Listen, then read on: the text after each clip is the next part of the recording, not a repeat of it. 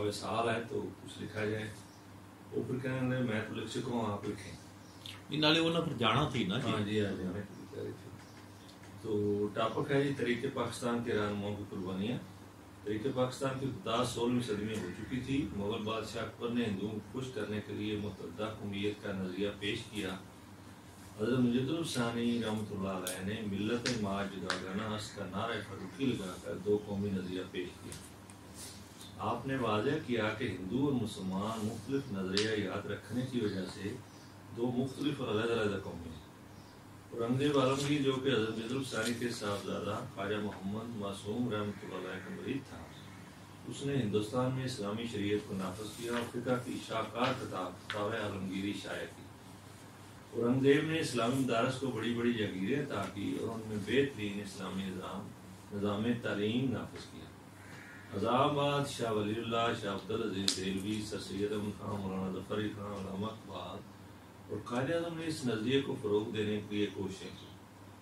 تاریخ ہمیں بتاتی ہے کہ دراصل 2 قومی نظریہ ہی نظریہ پاکستان ہے. اس نظریے کی مخالفت کبھی راجہ دار رانا سنگ اور پرتھوی راج چوہان جیسے اغیار نے کی اور کبھی اکبر بادشاہ نے دین الہی ایجاد کر کے اسلام کو ختم کرنے کی سازش کی. تحریک پاکستان کے رہنما جو ہندوستان کے مختلف صوبوں میں کام کر رہے تھے ان کے اسماء گرامی درج ذیل ہیں. سرحد پیر مانکی شریف سردار اورنگزیب اور صاحبزادہ عبدالقیوم. پنجاب پیر جماعت علی شاہ، علامہ اقبال، چودھری رحمت علی اور مولانا ظفر علی خان. سندھ پیر بگاڑا شہید سر عبداللہ ہارون آغا حسن افندی. بلوچستان قاضی محمد عیسیٰ نواب محمد خان جوگزئی اور پیر سیراب خان شہید. بنگال نواب سلیم اللہ خان خواجہ نازم الدین حسین شہید سہروردی مولوی فضل الحق،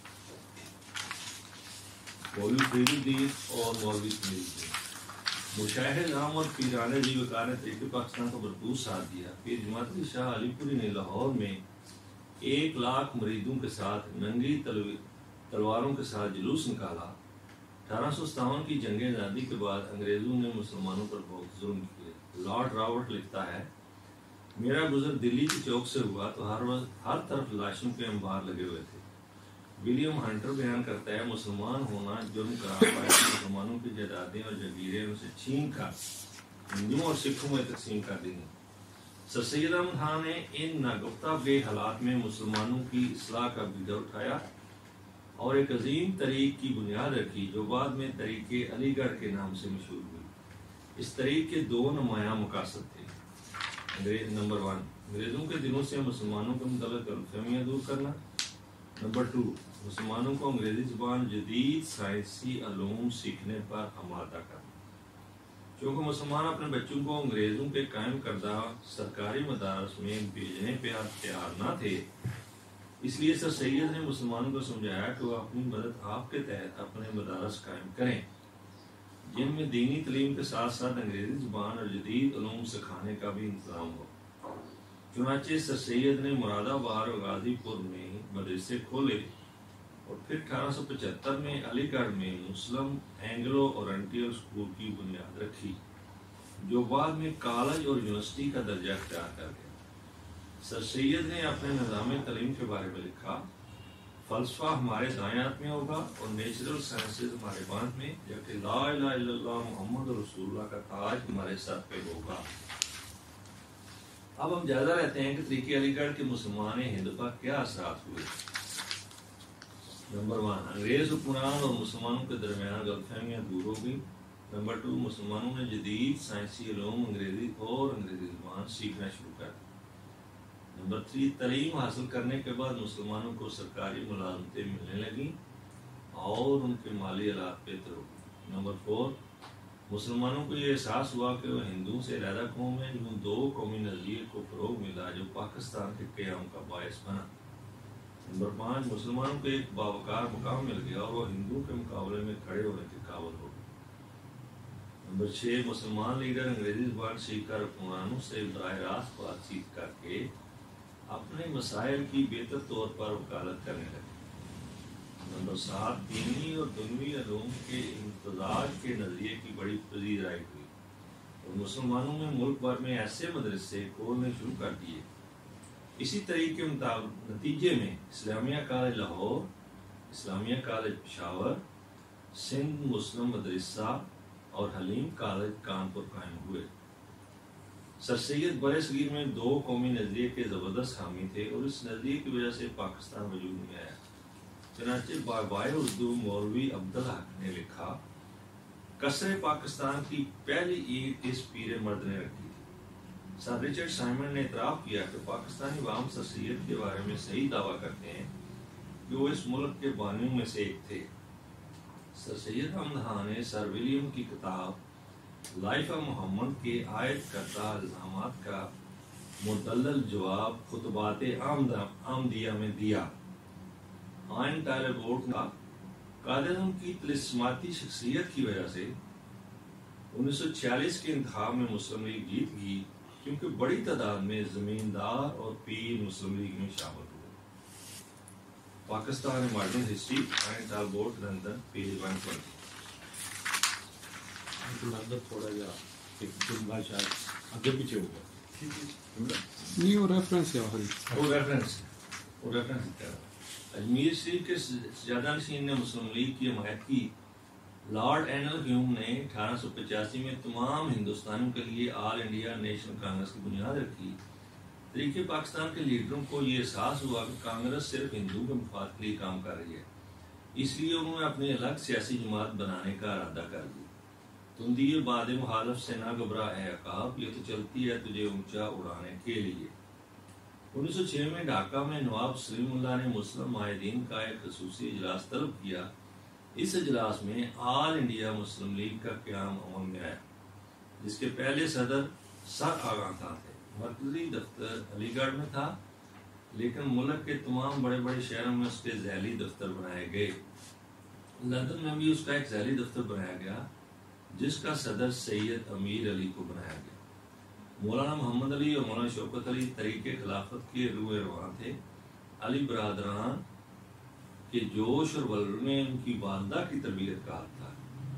ان دنوں نظم یہ بچے بچے کی زبان پہ تھی، بولی اماں محمد علی کی جان بیٹا خلافت پہ دے دو۔ گاندھی طریق خلافت میں گھس بیٹھا اور اس نے مسلمان ہند کو بہت نقصان پہنچایا۔ جنرل مصطفیٰ کمال پاشا نے اتحادیوں کو شکست دی اور ترکی میں خلافت ختم کر دی۔ چاکردی ترک نادان نے خلافت کی قبا، سادگی مسلم کی دے اور ان کی اجاری بھی دے۔ گاندھی نے کسی مسلمان لیڈر سے مشورہ کیے بغیر طریق خلافت کے خاتمے کا اعلان کر دیا۔ مسلمانان ہند و پاک قائد اعظم کی قربانیوں سے بخوبی آگاہ ہے۔ اب ہم جائزہ لیتے ہیں کہ قائد اعظم انگریزوں اور ہندوؤں کی نسل میں کیا مقام رکھتے تھے۔ قوم کی تاریخ میں عظیم شخصیتیں روز روز جنم لیتی ہیں۔ صدیوں بعد کوئی شخصیت ابھرتی ہے اور وہ بکھرے ہجوم کو ایک منظم قوم کی شکل دے دیتی ہے۔ سچ فرمایا قیم الامت نے، عمر ہا در کعبہ وبت خانہ می نالت خیات، تاز بزم عشق یک دانہ راز آئے بروں۔ ہزاروں سال نرگس اپنی بنوری پر ہوتی ہے، بڑی مشکل سے ہوتا ہے چمن میں دیدہ ور پیدا۔ یہ دانائے راز جب آتا ہے تو قوم کی قسمت کا تابندہ ستارہ بن کر آتا ہے۔ ہمارے محبوب قائد اعظم محمد علی جناح کا شمار بھی ایسے ہی دانائے راز میں ہوتا ہے جو قوموں کی تقدیر پلٹنے اور بکھرے ہوئے دانے کو ایک تسبیح میں پرونے کے لیے آتے ہیں۔ قائد اعظم ایک سچے مسلمان عاشق رسول تھے۔ انہیں یورپ کی ترقی اور تہذیب و تمدن کی ظاہری چمک کم مروب نہ کر سکی۔ قول اقبال، کھیرا نہ کر سکا مجھے جلوہ دانش فرہنگ، سرما ہے میری آنکھ کا خاک مدینہ و نجف۔ آپ ہندوستان میں مسلمانوں کو ظلم والی ہندوؤں کی مکاری انگریز کی خطرناک ڈپلومیسی سے تنگ آ انگلستان میں رہنا چاہتے تھے، اس لیے لندن بسیرا کر رہی ہے کہ ایک رات آپ کی چارپائی کانپ گئی اور روشنی اور خوشبو کمرے میں پھیل گئی۔ حضور اکرم صلی اللہ علیہ وسلم تشریف لائے۔ قاضی ڈر گیا، پوچھا ہو از دیئر؟ حضور اکرم صلی اللہ علیہ وسلم نے فرمایا I am your prophet Muhammad, go and lead the Muslims of India. قاضی نے پوچھا ہو ول ہیلپ می؟ حضور اکرم صلی اللہ علیہ وسلم نے فرمایا آئی ایم ود یو۔ قاضی نے جواب دیا تھینک یو مائی لارڈ۔ یہ ایک دو سالے میں بھی آ چکا ہے بات۔ پھر قائد اعظم ہندوستان چلے آئے بقول اقبال، عشق دم جبریل، عشق دل مصطفیٰ، عشق خدا کا رسول، عشق خدا کا کلام۔ مغربی علوم فنون اور درستی کی اعلیٰ تعلیم حاصل کرنے کے باوجود آپ کے دل میں عشق مصطفیٰ کی شمع روشن تھی. پڑھ لیے میں نے علوم و شرق و غرب، روم باقی اب تک درد و کرم. آپ رسول اللہ صلی اللہ علیہ وسلم کی سوانح یاد اور قرآن و تفسیر کا فارغ وقت میں مطالعہ کرتے. قرآن میں ہو غوطہ زن اے مرد مسلمان، اللہ کرے تجھ کو عطا جدت کردار. ایک انگریز یہودی نکولس نے اپنی مشہور کتاب ورڈکٹ آن انڈیا میں قائد اعظم کو متعلق لکھا کہ ایشیا کا ایک عام ترین انسان 67 سال کی عمر، دراز کا وضع دار سلکی سوٹ، ہنستے ہوئے اور ایک آنکھ پر چشمہ لگائے ہوئے ایسا محسوس ہوتا کہ وہ کوئی ہسپانوی شہزادہ ہے. ترکی کی مشہور ادیبہ، سیاسی مفکر اور صحافی خالدہ نیم قانون نے قائد اعظم کو متعلق لکھا کہ میں قائد اعظم محمد علی جناح کو حسین ترین مردوں میں شمار کرتی ہوں. ان کے نقوش یونانی دیوتاؤں سے ملتے جلتے ہیں. ان میں مشرقی مردوں کا احساس سجیلا پان ہے. وائسرائے ہند کے قانونی مشیر مسٹر ہڈسن نے اپنی مشہور کتاب دا گریٹ ڈیوائڈ میں لکھا کہ قائد اعظم وہ شخصیت ہے جنہیں ساری عمر کوئی سبکی برداشت نہ کرنی پڑی. لارڈ بیبل 1944 میں وائسرائے ہند بنے اور انہوں نے 1945-47 میں بری حکومت کے قیام کے سلسلے میں ہندوؤں کی خاص طور پر حمایت کی اور جانبداری کا ثبوت دیا. وہ لکھتا ہے کہ مسٹر جناح ارادوں اور اپنی رائے میں بے حد سخت ہیں. ان کے رویے میں کوئی لچک نہیں پائی جاتی. وہ مسلمانوں کے مصلح رہنما ہی نہیں بلکہ ان کے سچے وکیل بھی ہیں. برطانوی وزیر اعظم چرچل آپ کو بہترین انسان اور سیاستدان اور ذہنی لیڈر قرار دیتا ہے. لارڈ پیتھک لارنس نے قائد اعظم متعلق لکھا کہ گاندھی ایک جنونی کے ہاتھوں قتل ہوا جبکہ قائد اعظم اپنی قوم کے لیے جان ہار بیٹھے. لارڈ ماؤنٹ بیٹن جو کہ پاکستان کا ازلی دشمن تھا نے بھی قائد اعظم کے خلوص، لگن اور بے لحاظ قیادت کی تعریف کی. امریکی وزیر خارجہ جارج مارشل نے آپ کو ایک منفرد سیاستدان قرار دیا. امریکی صدر ٹرومین نے آپ کو اس طرح خواہش کیا کہ آپ جیسی لگن اور خلوص سے نیت کم ہی سیاستدان میں پائی جاتی. جہاں تک ہندو لیڈروں کا قائد اعظم کے کردار پر تبصرہ ہے، ان میں سر فہرست جواہر لال نہرو ہیں جنہوں نے قائد اعظم کے مقابلے میں سیاست کی. لکھتے ہیں قائد اعظم کی اعلیٰ سیرت و کردار وہ مؤثر حربہ ہے جس کے لیے انہوں نے زندگی بھر مار کے سر کیے ہیں. اے تیرے تصرف میں یہ بادل بھی دکھائے، یہ گنبد اخلاق کے خاموش فضائیں. راج گوپال آچاریہ نے بھی ان کی عظمت و اقتدار کی تعریف کرتے ہوئے لکھا ہے قائد اعظم بلند پایا شخصیت کے حامل انسان ہیں. انہیں ہندوستان میں زبر تک قبولیت حاصل ہے. سروجنی نائیڈو نے قائد اعظم کے متعلق لکھا جناب کی عظمت نہ علم اور تجربے کی وسعت میں مضمر ہے، نہ مقاصد کے تنوع میں، نہ شخصیت کی بلندی میں. ان کی عظمت ان کے ذہن اور روح کی پاکیزگی، ان کے خلوص اور یکسوئی میں وسیلہ ہے. یہ ان کے کردار کی جان ہے. سروجنی نائیڈو کا یہ قول مشہور عام ہے کہ جناب کو نہ خریدا جا سکتا ہے نہ ہی بددیانت بنایا جا سکتا ہے. وجے لکشمی پنڈت نے ایک دفعہ کہا تھا کہ اگر مسلم لیگ کے پاس 100 گاندھی اور 200 ابوال کلام آزاد ہوتے اور کانگریس کے پاس صرف ایک جناح ہوتا تو ہندوستان کبھی تقسیم نہ ہوتا. الغرض قائد اعظم وہ شخصیت ہے جنہوں نے اتحاد، ایمان اور تنظیم جیسے اصولوں پر عمل پیرا ہو کر پاکستان حاصل کیا. ہمیں ان کی کردار کی روشنی میں آگے بڑھنا چاہیے. یہ اصل 5 دسمبر دے وچ قائد اعظم دے حوالے نال لکھیا گیا اس ویلے نا جی انہاں دے یوم وفات. جی جی یہ اصل تے پھر ادارہ ظاہر تحریک پاکستان تو زیادہ تے قائد اعظم تحریک پاکستان کیونکہ مین ٹاپک ہے اس کی گل کر سکتے ہو نہیں ہونا نہیں اقتدار تو یہ تے نا جی یہ پاکستان دے سارے متے سارے نا جی جی یعنی کہ آخر تے آ کے تھوڑا جہا ودا رخ ہو گیا 5 دسمبر دا قائد اعظم ہو گیا زیادہ رخ. باقی ادروائز تو جنرلی سارا انہیں کور کیتے ہیں. دیکھو نا سید نو اسی سید احمد خان نو یعنی کہ سید گیا پیراں نو جی انہیں وہ دیکھتے ویکھو نا جی دیکھو نا اسی سارے بریلوی سر سید نو نہیں پسند کرتے کہ جی وہ قائد نہیں صحیح لیکن وہ دی خدمات تے ہے نا. تحریک دے لحاظ تو مننی پوے گی یعنی کہ مذہبی لحاظ نال تھوڑا ایک دوجا نظریہ ہوئے گا لیکن چیزاں نو ویکھن دا ایک انداز ہوندا ہے. یہ نا ہن اے سر کچھ بھی چیزاں تسی لکھ مثلا ایک نا جی آپ نے واضح کیا کہ ہندو اور مسلمان مختلف نظریہ حیات رکھنے کی بات یہ تسی کی مراد لو گے کہ دونوں دے نظریہ حیات کی فرق ہے؟ ਫਰਕ ਹੈ ਨਾ, ਅਸੀਂ ਇੱਕ ਅੱਲਾ ਨੂੰ ਮੰਨਦੇ, ਉਹਨਾਂ ਦੇ ਕੋਲ ਹਜ਼ਾਰਾਂ ਬੁੱਤ ਨੇ। ਉਹ ਗਾਇ ਨੂੰ ਪੂਜਦੇ ਨੇ, ਅਸੀਂ ਗਾਇ ਨੂੰ ਮਤਲਬ ਗੋਸ਼ਤ ਖਾਣੇ ਉਹਨਾਂ ਦਾ। ਨਹੀਂ ਮੈਂ ਸਮਝਿਆ ਸ਼ਾਇਦ ਆਜ਼ਾਦ ਦੇ ਹਵਾਲੇ ਨਾਲ ਗੱਲ ਕਰੋ। ਨਹੀਂ ਜੀ, ਮਾਸ਼ਰਤੀ ਜਿਹੜਾ ਮਾਸ਼ਰਤੀ ਹਵਾਲੇ ਨਾਲ ਹਾਂ ਇਕਦਾਰ ਨੇ। ਅੱਛਾ, ਉਹ ਹੁਣ ਹੈ ਵੀ ਕਿ ਤੁਹਾਡਾ ਮਜ਼ਮੂਨ ਵੀ ਜਿਹੜਾ ਹੈ ਨਾ, ਉਹ ਜਿਹੜੀ ਸਾਡੀ ਮੁਤਾਲਿਆ ਪਾਕਿਸਤਾਨ ਰਾਏ ਜੇ ਨਾ ਉਹ ਹੀ ਹੈ। ਠੀਕ ਹੈ, ਮਸਲਨ ਅਗਰ ਅਸੀਂ ਇਹਦੇ ਤੇ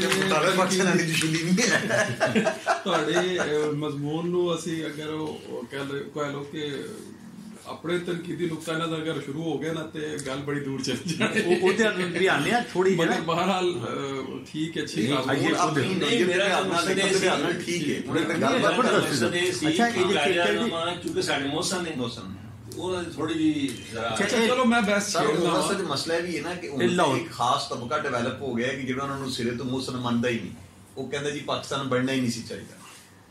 ਉਹ ਤੇ ਹੈ ਨਾ, ਹਾਂ ਠੀਕ ਹੈ, ਹਾਂ ਸਾਰਾ ਜਿਹੜਾ ਯਾਨੀ ਕਿ ਉਹਦੇ ਅਲਮਬਦਾਰ ਦਹਿਰੀਏ ਤੋਂ ਨਹੀਂ ਰਹੇ, ਬਲਕਿ ਜਿੰਨੇ ਤੁਸੀਂ ਮਜ਼ਹਬੀ ਘਰਾਣੇ ਗੜਵਾਏ ਨੇ ਇਹਨਾਂ ਚ ਇੱਕ ਬਹੁਤ ਵੱਡਾ ਪੋਰਸ਼ਨ ਸੀ ਜਿਹੜਾ ਉਦੋਂ ਵੀ ਐਂਟੀ ਸੀ ਤੇ ਅੱਜ ਵੀ ਜਿਹੜਾ ਨਾ ਹੁਣ ਬਣਨ ਤੋਂ ਬਾਅਦ ਸਾਰੇ ਇੱਕ ਉਹ ਵੱਖਰੀ ਜੀ ਇੱਕ ਜਿਹੜੀ ਹੈ ਨਾ ਰਾਏ ਉਹਨਾਂ ਦੀ ਦਸ ਬੰਬੇ ਨਾ ਇੱਕ ਕਿ ਉਸ ਸਮੇਂ ਦੇ ਨਾਲ ਜਿਵੇਂ ਵੱਖਰੇ ਹੋਏ ਨੇ ਨਾ ਜੀ, ਤੇ ਸ਼ਾਇਦ ਇਹਦੀ ਵਜ੍ਹਾ ਤੋਂ ਹਿੰਦੂ ਮੁਸਲਮ ਜਿਹੜੀ ਲੜਾਈ ਹੈ ਨਾ ਉਹ ਵੱਧ ਗਈ ਹੈ ਤੇ ਇਸਲਾਮ ਦੀ ਇਸ਼ਾਅਤ ਦੀ ਰੁਕਾਵਟ ਹੋ ਗਈ ਹੈ।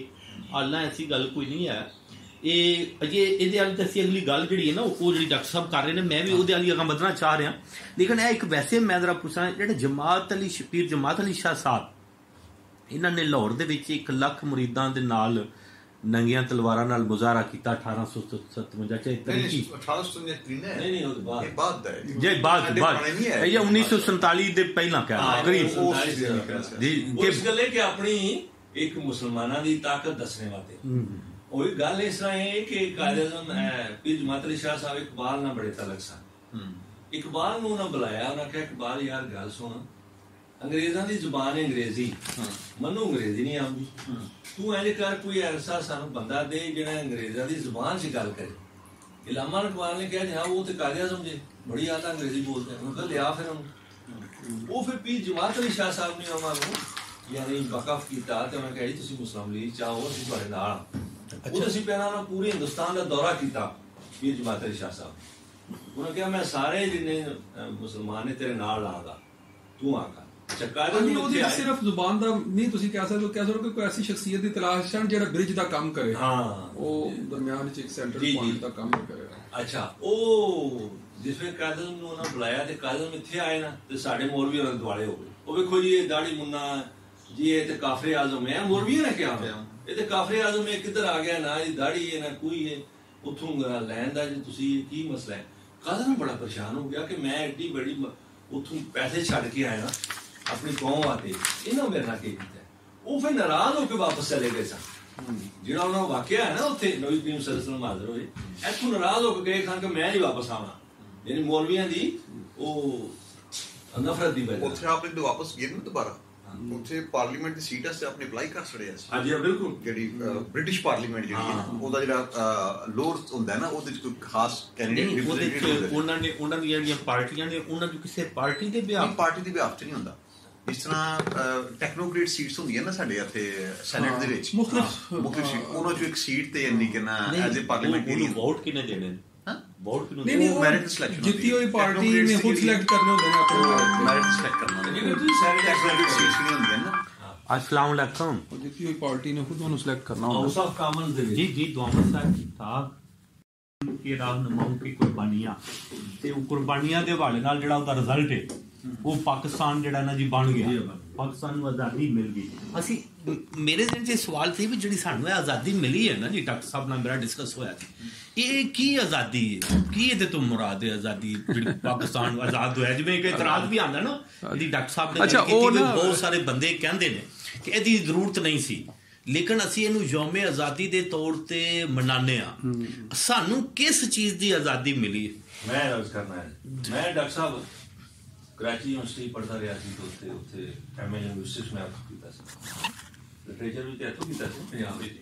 ਉੱਥੋਂ ਮੈਂ ਵਾਪਸ ਆ ਰਿਹਾ ਸੀ ਟ੍ਰੇਨ ਤੇ, ਇੱਕ ਬੰਦਾ ਬੈਠਾ ਬਜ਼ੁਰਗ ਜਿਹਾ ਦਰਮਿਆਨੀ ਹੁੰਦਾ, ਬੜਾ ਪਰੇਸ਼ਾਨ ਜਿਹਾ ਬੈਠਾ। ਮੈਂ ਉਹਨੂੰ ਕਹਿੰਦਾ ਜਨਾਬ ਤੁਸੀਂ ਕਿੱਥੋਂ ਆਏ ਹੋ? ਕਹਿੰਦੇ ਜੀ ਮੈਂ ਹਿੰਦੁਸਤਾਨ ਤੋਂ ਆਇਆ ਤੇ ਮੇਰੇ ਕਰਾਚੀ ਰਿਸ਼ਤੇਦਾਰ ਸਰੋਂ ਮਿਲਿਆ ਤੇ ਹੁਣ ਮੈਂ ਪਿੰਡੀ ਚੱਲਿਆ। ਮੈਂ ਮੌਕੇ ਤੋਂ ਫਾਇਦਾ ਉਠਾਇਆ, ਮੈਂ ਕਿਹਾ ਜਨਾਬ ਉੱਥੇ ਕੀ ਹਾਲ ਹੈ? ਲੋਕ ਕਹਿੰਦੇ کہ پاکستان ਐਵੇਂ ਬਣ ਗਿਆ। وہ کہنا ہے خدا کا شکر کریں آپ آزاد ہو گئے، ہمیں ادھر اذان نہیں دینے دیتے، مسجد نہیں کھولنے دیتے، گائے ذبح کا تو سوال ہی پیدا نہیں ہوتا نا۔ ہمارے جو اعلیٰ خاندان ہے مسلمانوں کے سردار ہوئے نا، ان کی لڑکیاں اٹھا کے لے جاتے ہیں، کہتے ہیں اتنی بری حالت ہے کہ آپ خدا کا شکر کریں کہ آپ کو آزادی ملی ہے۔ جو کانگریسی سن نا، یہ جو پاکستان بنے نا، انہوں نے کٹیا انہوں نے انہیں کہہ جی اسی کانگریسی ہوں، سارے تو مسئلہ ہے کانگریسی نہیں ہے، انہوں نے نہیں انہیں بلایا۔ اتنے مسلمانوں کی بہت بری حالت ہے جناب، تسی تو خدا کا شکر کرو۔ تسی مطلب سر ایتھے ڈسکشن نو فارورڈ کرنا سے نا اسی ایک چھوٹی جی بات کر لیں۔ ڈاکٹر طاہر صاحب نے بڑا اچھا کویسچن سوال بنیادی سی بنیادی کہ آزادی تو کی مراد لیندے ہو؟ مثلا میں ادا نا ہن بیٹھے بیٹھے میری تہاڈی گل سن کے بھی تے انہاں دا بھی کنفیوژن میرے ذہن ایک ڈیفینیشن آ رہی ہے سمجھ جی جی آزادی تو مراد اسی اے لینے ہیں کہ دو سطح تے فرد بھی تے سماج بھی ٹھیک ہے اپنے نظریات نو فالو کرن دی آزادی جڑی اونوں سی فرد دے لحاظ تے ہے کہ عامت الناس جڑی ہے نا وہ جڑا بھی اپنا نظریہ رکھدی ہے نا وہ ایک جگہ کٹھی ہو کے رہن لگی تو اس نظریے کے مطابق وہ بغیر کسی قدغن دے مثلاً میں مثال دینا کہ عامت الناس جے مسلمان ہے نا سارے سارے تو بغیر کسی قدغن دے اپنی عبادات اپنا کھان پین این اسلام دے گزار کرے تے انہوں روکیا نہ جائے، اس معاملے چ روکیا نہ جائے۔ ایک تے لتو بڑھادا رہنے ہیں۔ دوجا اے ہوندی ہے کہ جہے بھی نظریے نو یا نظریات نو فالو کر رہے ہیں لیٹس سے اسلام نو، اسلام دی جڑیاں وڈیاں کنجکشن یا وڈے جڑے اصول تے جڑے ہے نا وہ سٹیٹ لیول تے بھی لاگو ہو جان، ایک دوسری سطح ہوندی جی دو لیول نے دو لہذا آزادی نو تسی دو لیول ڈسکس کرو گے۔ ڈاکٹر صاحب جڑا خالد بشیر صاحب جڑا پوائنٹ چکے نا وہ عامت الناس دے لحاظ نال تسی اسی نو تانوں مننا پوے گا کہ پاکستان وچ عام فہم گل ہے کہ بھئی تانوں عامت الناس ایک وڈی دشمنی تو کڈ لیا گیا ہے۔ ہاں ایک بنیادی ایک بنیادی چیز ہوندی ہے ٹھیک۔ اچھا میں نو سمجھنا کہ اے اس ٹائم دے وچ ایک کریٹ کیتی ہوئی چیز سی جنوں مثلا ہائپ ملی مختلف زمینی حقائق دی بنیاد تے جدی وجہ نال اینو آزادی سمجھا جانا شروع کر دتا کہ بنیادی طور تے ہندو مسلمان مجموعی طور تے انگریز تو آزادی لینا چاہ رہے سن، نہ کہ آپس چ ایک دوجے کو آزادی لینا چاہ رہے سن۔ بنیادی گل اینو ایک کریٹ کیتا گیا نا اس چیز نو کہ انہاں تو بھی آزادی لو حضور۔ اے گل ایتھوں ہی 45 46 وچ جڑیاں انہاں نے وزارت دو بھی پاس ہونا سی اکٹھے ہی کیڑا ڈاکٹر صاحب جی سر 45 سر میں لینا تھی لو تسی آپ کو لو سر جس ویلے انہاں آئیاں نا تے ہندوؤں نے اپنے علاقے جڑے مسلمان طالب علم سن انہوں نے مجبور کیتا گیا کہ بندے ماترم پڑھو۔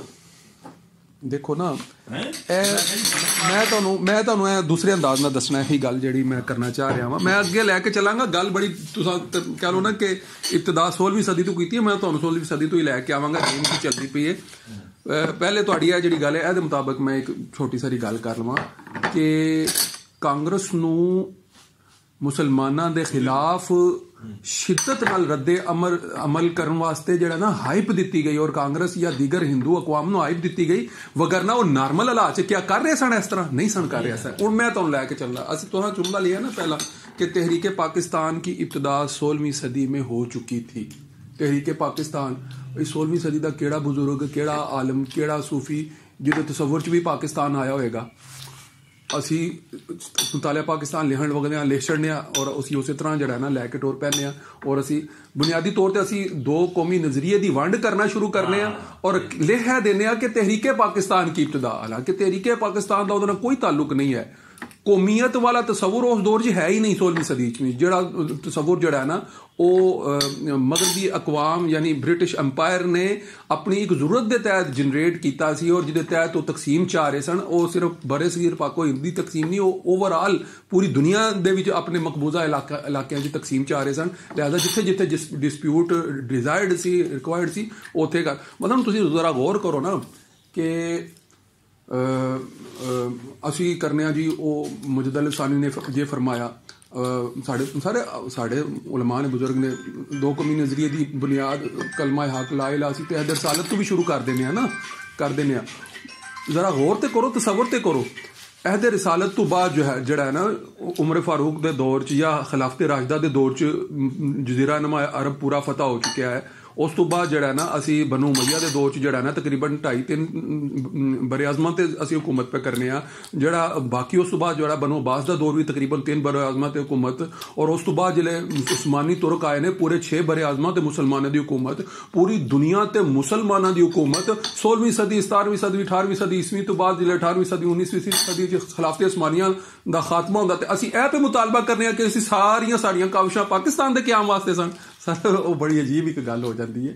ਇਸ ਵਾਸਤੇ ਜਿਹੜਾ ਨਾ ਇਹ ਜਿਹੜਾ ਜੁਮਲਾ ਹੈ ਨਾ ਤਹਿਰੀਕ ਪਾਕਿਸਤਾਨ की इब्तिदा 16वीं सदी में हो चुकी थी, ਔਰ ਅਸੀਂ ਇਹਨੂੰ ਥੋੜਾ ਸਾਰਾ ਅਸੀਂ ਇਹਨੂੰ ਇਸ ਤਰ੍ਹਾਂ ਕਹਿ ਸਕਨੇ ਆ کہ تحریک پاکستان کی بنیاد دو قومی نظریے پر ہے، ٹھیک ہے۔ دو قومی نظریہ جڑا نا وہ عالم کفر نو ایک پوری قوم مان لو اور عالم اسلام نو دوسری قوم مان لو، یہی کہاں گے نا۔ مگر اے تے عالم حق تے باطل دی کشمکش جنگ ابتدا اے ازل تو ابد تک کہ اینو اسی قوماں چ کیوں تقسیم کر چھڑیا، کیا قوم بندے نے؟ ایک عالم کفر چ بے شمار قوماں نے، دو قومی نظریہ کس طرح انہوں کہہ دیتا، ایک بڑی کنٹروورشل جی بحث ہے۔ سر ایت پہ آدھر سی رہنا میں سمجھنا کہ دو قومی نظریہ طریقے پاسے لفظ تو بھی اٹھ کے اصل بنیادی چیز جڑی ہے نا تحریک پاکستان لفظ کس مقصد ਲਈ وضع ਕੀਤਾ ਗਿਆ ہے، یہ دو قومی نظریہ لفظ بھی کس مقصد ਲਈ وضع ਕੀਤਾ ਗਿਆ ہے، وہ صرف ایک ہی ہے کہ مسلمانوں ਨੂੰ سماجی طور تے معاشرتی طور تے اپنے نظریات حیات دے مطابق زندگی گزارنے دی پوری آزادی ہونی چاہیے۔ جی جی اے مین پوائنٹ سی اینو یعنی کہ نہیں اینو اسی 19ویں 20ویں صدی وچ رکھی ہے نا، اسی اے رسالت تو بھی شروع کر دینے ہونے ہیں نا، یعنی کہ اے ٹھیک ہے تہاڈی گل کہ طریقے پاکستان دا اینا تسی پیچھے جڑے لے کے جاندے ہو، ان میں سمجھنا کہ مثلا اورنگزیب دے دور دے وچ ٹھیک ہے اسی ایدی نیو نہیں من سکتے ہیں،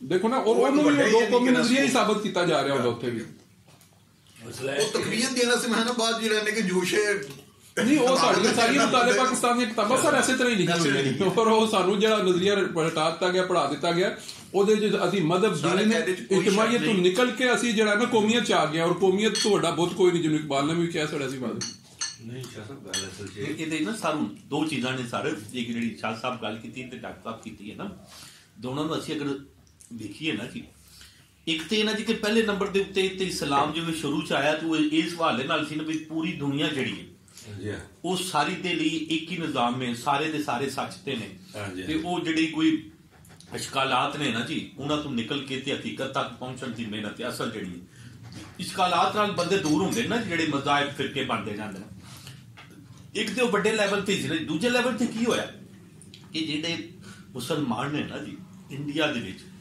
وہ انتہائی عروج ویکھن تو بعد وہ انتہائی پستی چلے گئے، جب پستی چلے گئے اس ویلے چونکہ رسالت دا دورانیہ کافی دور ہو گیا تے پھر جڑا نا گمراہی آ گئی تے پھر جڑی شیطانیت حاوی ہو گئی، طاغوت حاوی ہو گیا، اور مسلماناں دے لئی دوبارہ تو مشکل ہو گیا کہ وہ اسلامی تعلیمات جڑیاں نے انہاں دے مطابق زندگی بسر کر سکن، اور جڑا اشکالات نے نا جی السلام جناب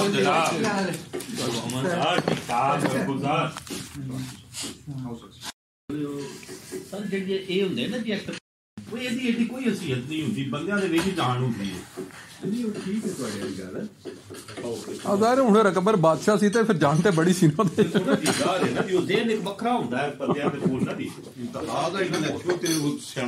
ہاں نہیں وہ جڑیاں اسی چیزاں دیکھیاں نے وہ گھما کے رکھ چھڑیا سی پورے بارے نا جی ایک جملہ تسی لکھیا میں ذرا انہوں انڈر لائن کیتا جی تواڈے ہنے گل ویکھو جڑی ایک دوجے پاسے جائے گی،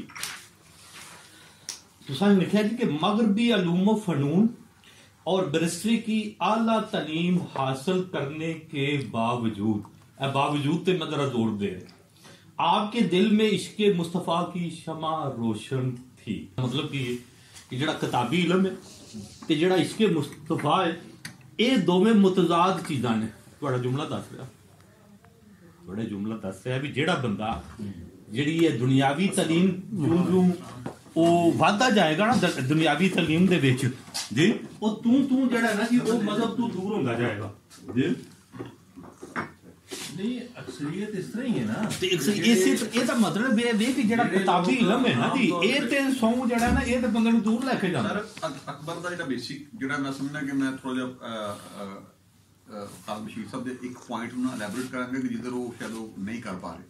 ایک چیز سانوں مننی پوے گی کہ اکبر جوانی نہیں تقریباً اپنے بچپن دے آخری حصے چ وہ تگو دو شامل ہو گیا سی. انہوں پالیا پوسیا بھی دوجیاں نے نہیں جی جی وہ پیو دے زیر سایہ نہیں وہ اپنے سپاہ سالار دے زیر سایہ پالیا. ٹھیک ہے لہذا وہی تربیت کہہ لو کہ وہ ملٹیپل رنگ وہ اس طرح نہیں آ سکے. بچپن تو جنگا لڑتا سارا دوڑ تو پہ ہی رہا وہ سارا.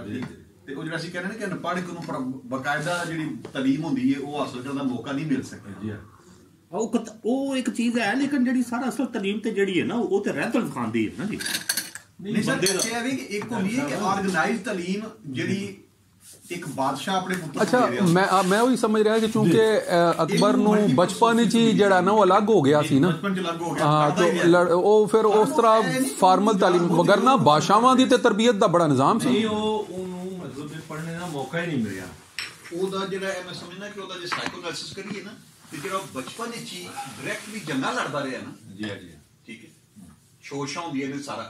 لہذا وہ ذہن دا set up right from start یہ بنے سی کنج کٹھیاں کنج کرنا. وہ واسطے انہیں دین بھی داتے لایا ہے جی جی انہیں مذہب بھی ہر شاید داتے. وہ مقصد ہے اس کسی کو کنٹرول کر لینا کیونکہ بچپن سے جس وچ پی گیا نا جی نیچے.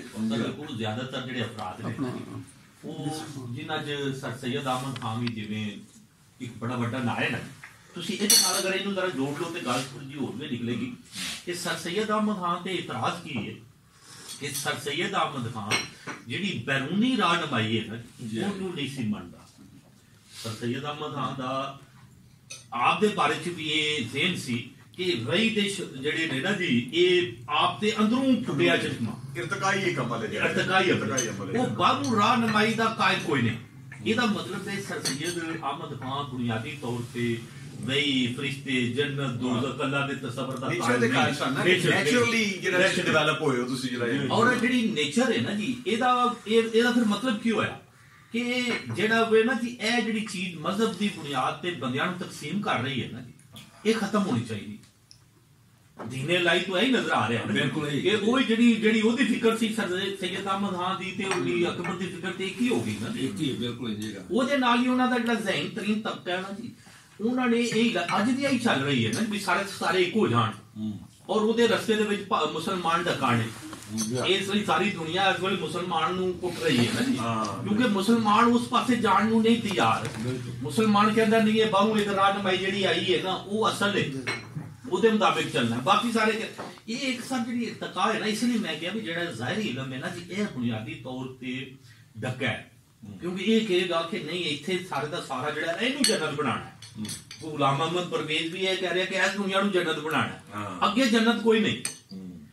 یہ وہ جڑی چیز ہے نا جی وہ حوالے نال پھر ظاہر ہے کہ جس ویلے اسی اس دنیا دے وچ جڑا علم ترقی کرے گا نا جی جڑا کالج سکول ہے نا جی یہ بنیادی طور تے مدرسے دے رستے چ ڈکا ہے.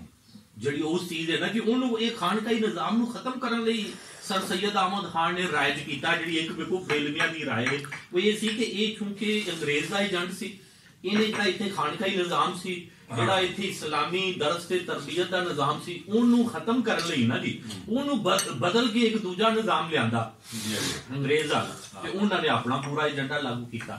یہ انہیں ادارے دو چیزاں چل رہی ہیں بیاکو لیکن فوری طور تے اگر اسی انہوں ساری تحریک نو مثبت لئیے تے پھر یہ آزادی ہے وہ جڑی گل ڈاکٹر صاحب نے شروع کیتی ہے دو حوالے نال کہ فرد اپنے نظریے کے مطابق زندگی بسر کر سکے آمد الناس اور اگر وہ ہو سکے تے پاکستان دی شکل چ سی ਕਿ ਉਹ ਇਹਦੇ ਉੱਤੇ ਜਿਹੜੀ ਰਿਆਸਤ ਹੈ ਨਾ ਜੀ ਮੁਕੰਮਲ ਵੀ ਉਹਦੇ ਨਜ਼ਰੀਏ ਦੇ ਨੂੰ ਲਾਗੂ ਕਰੇ।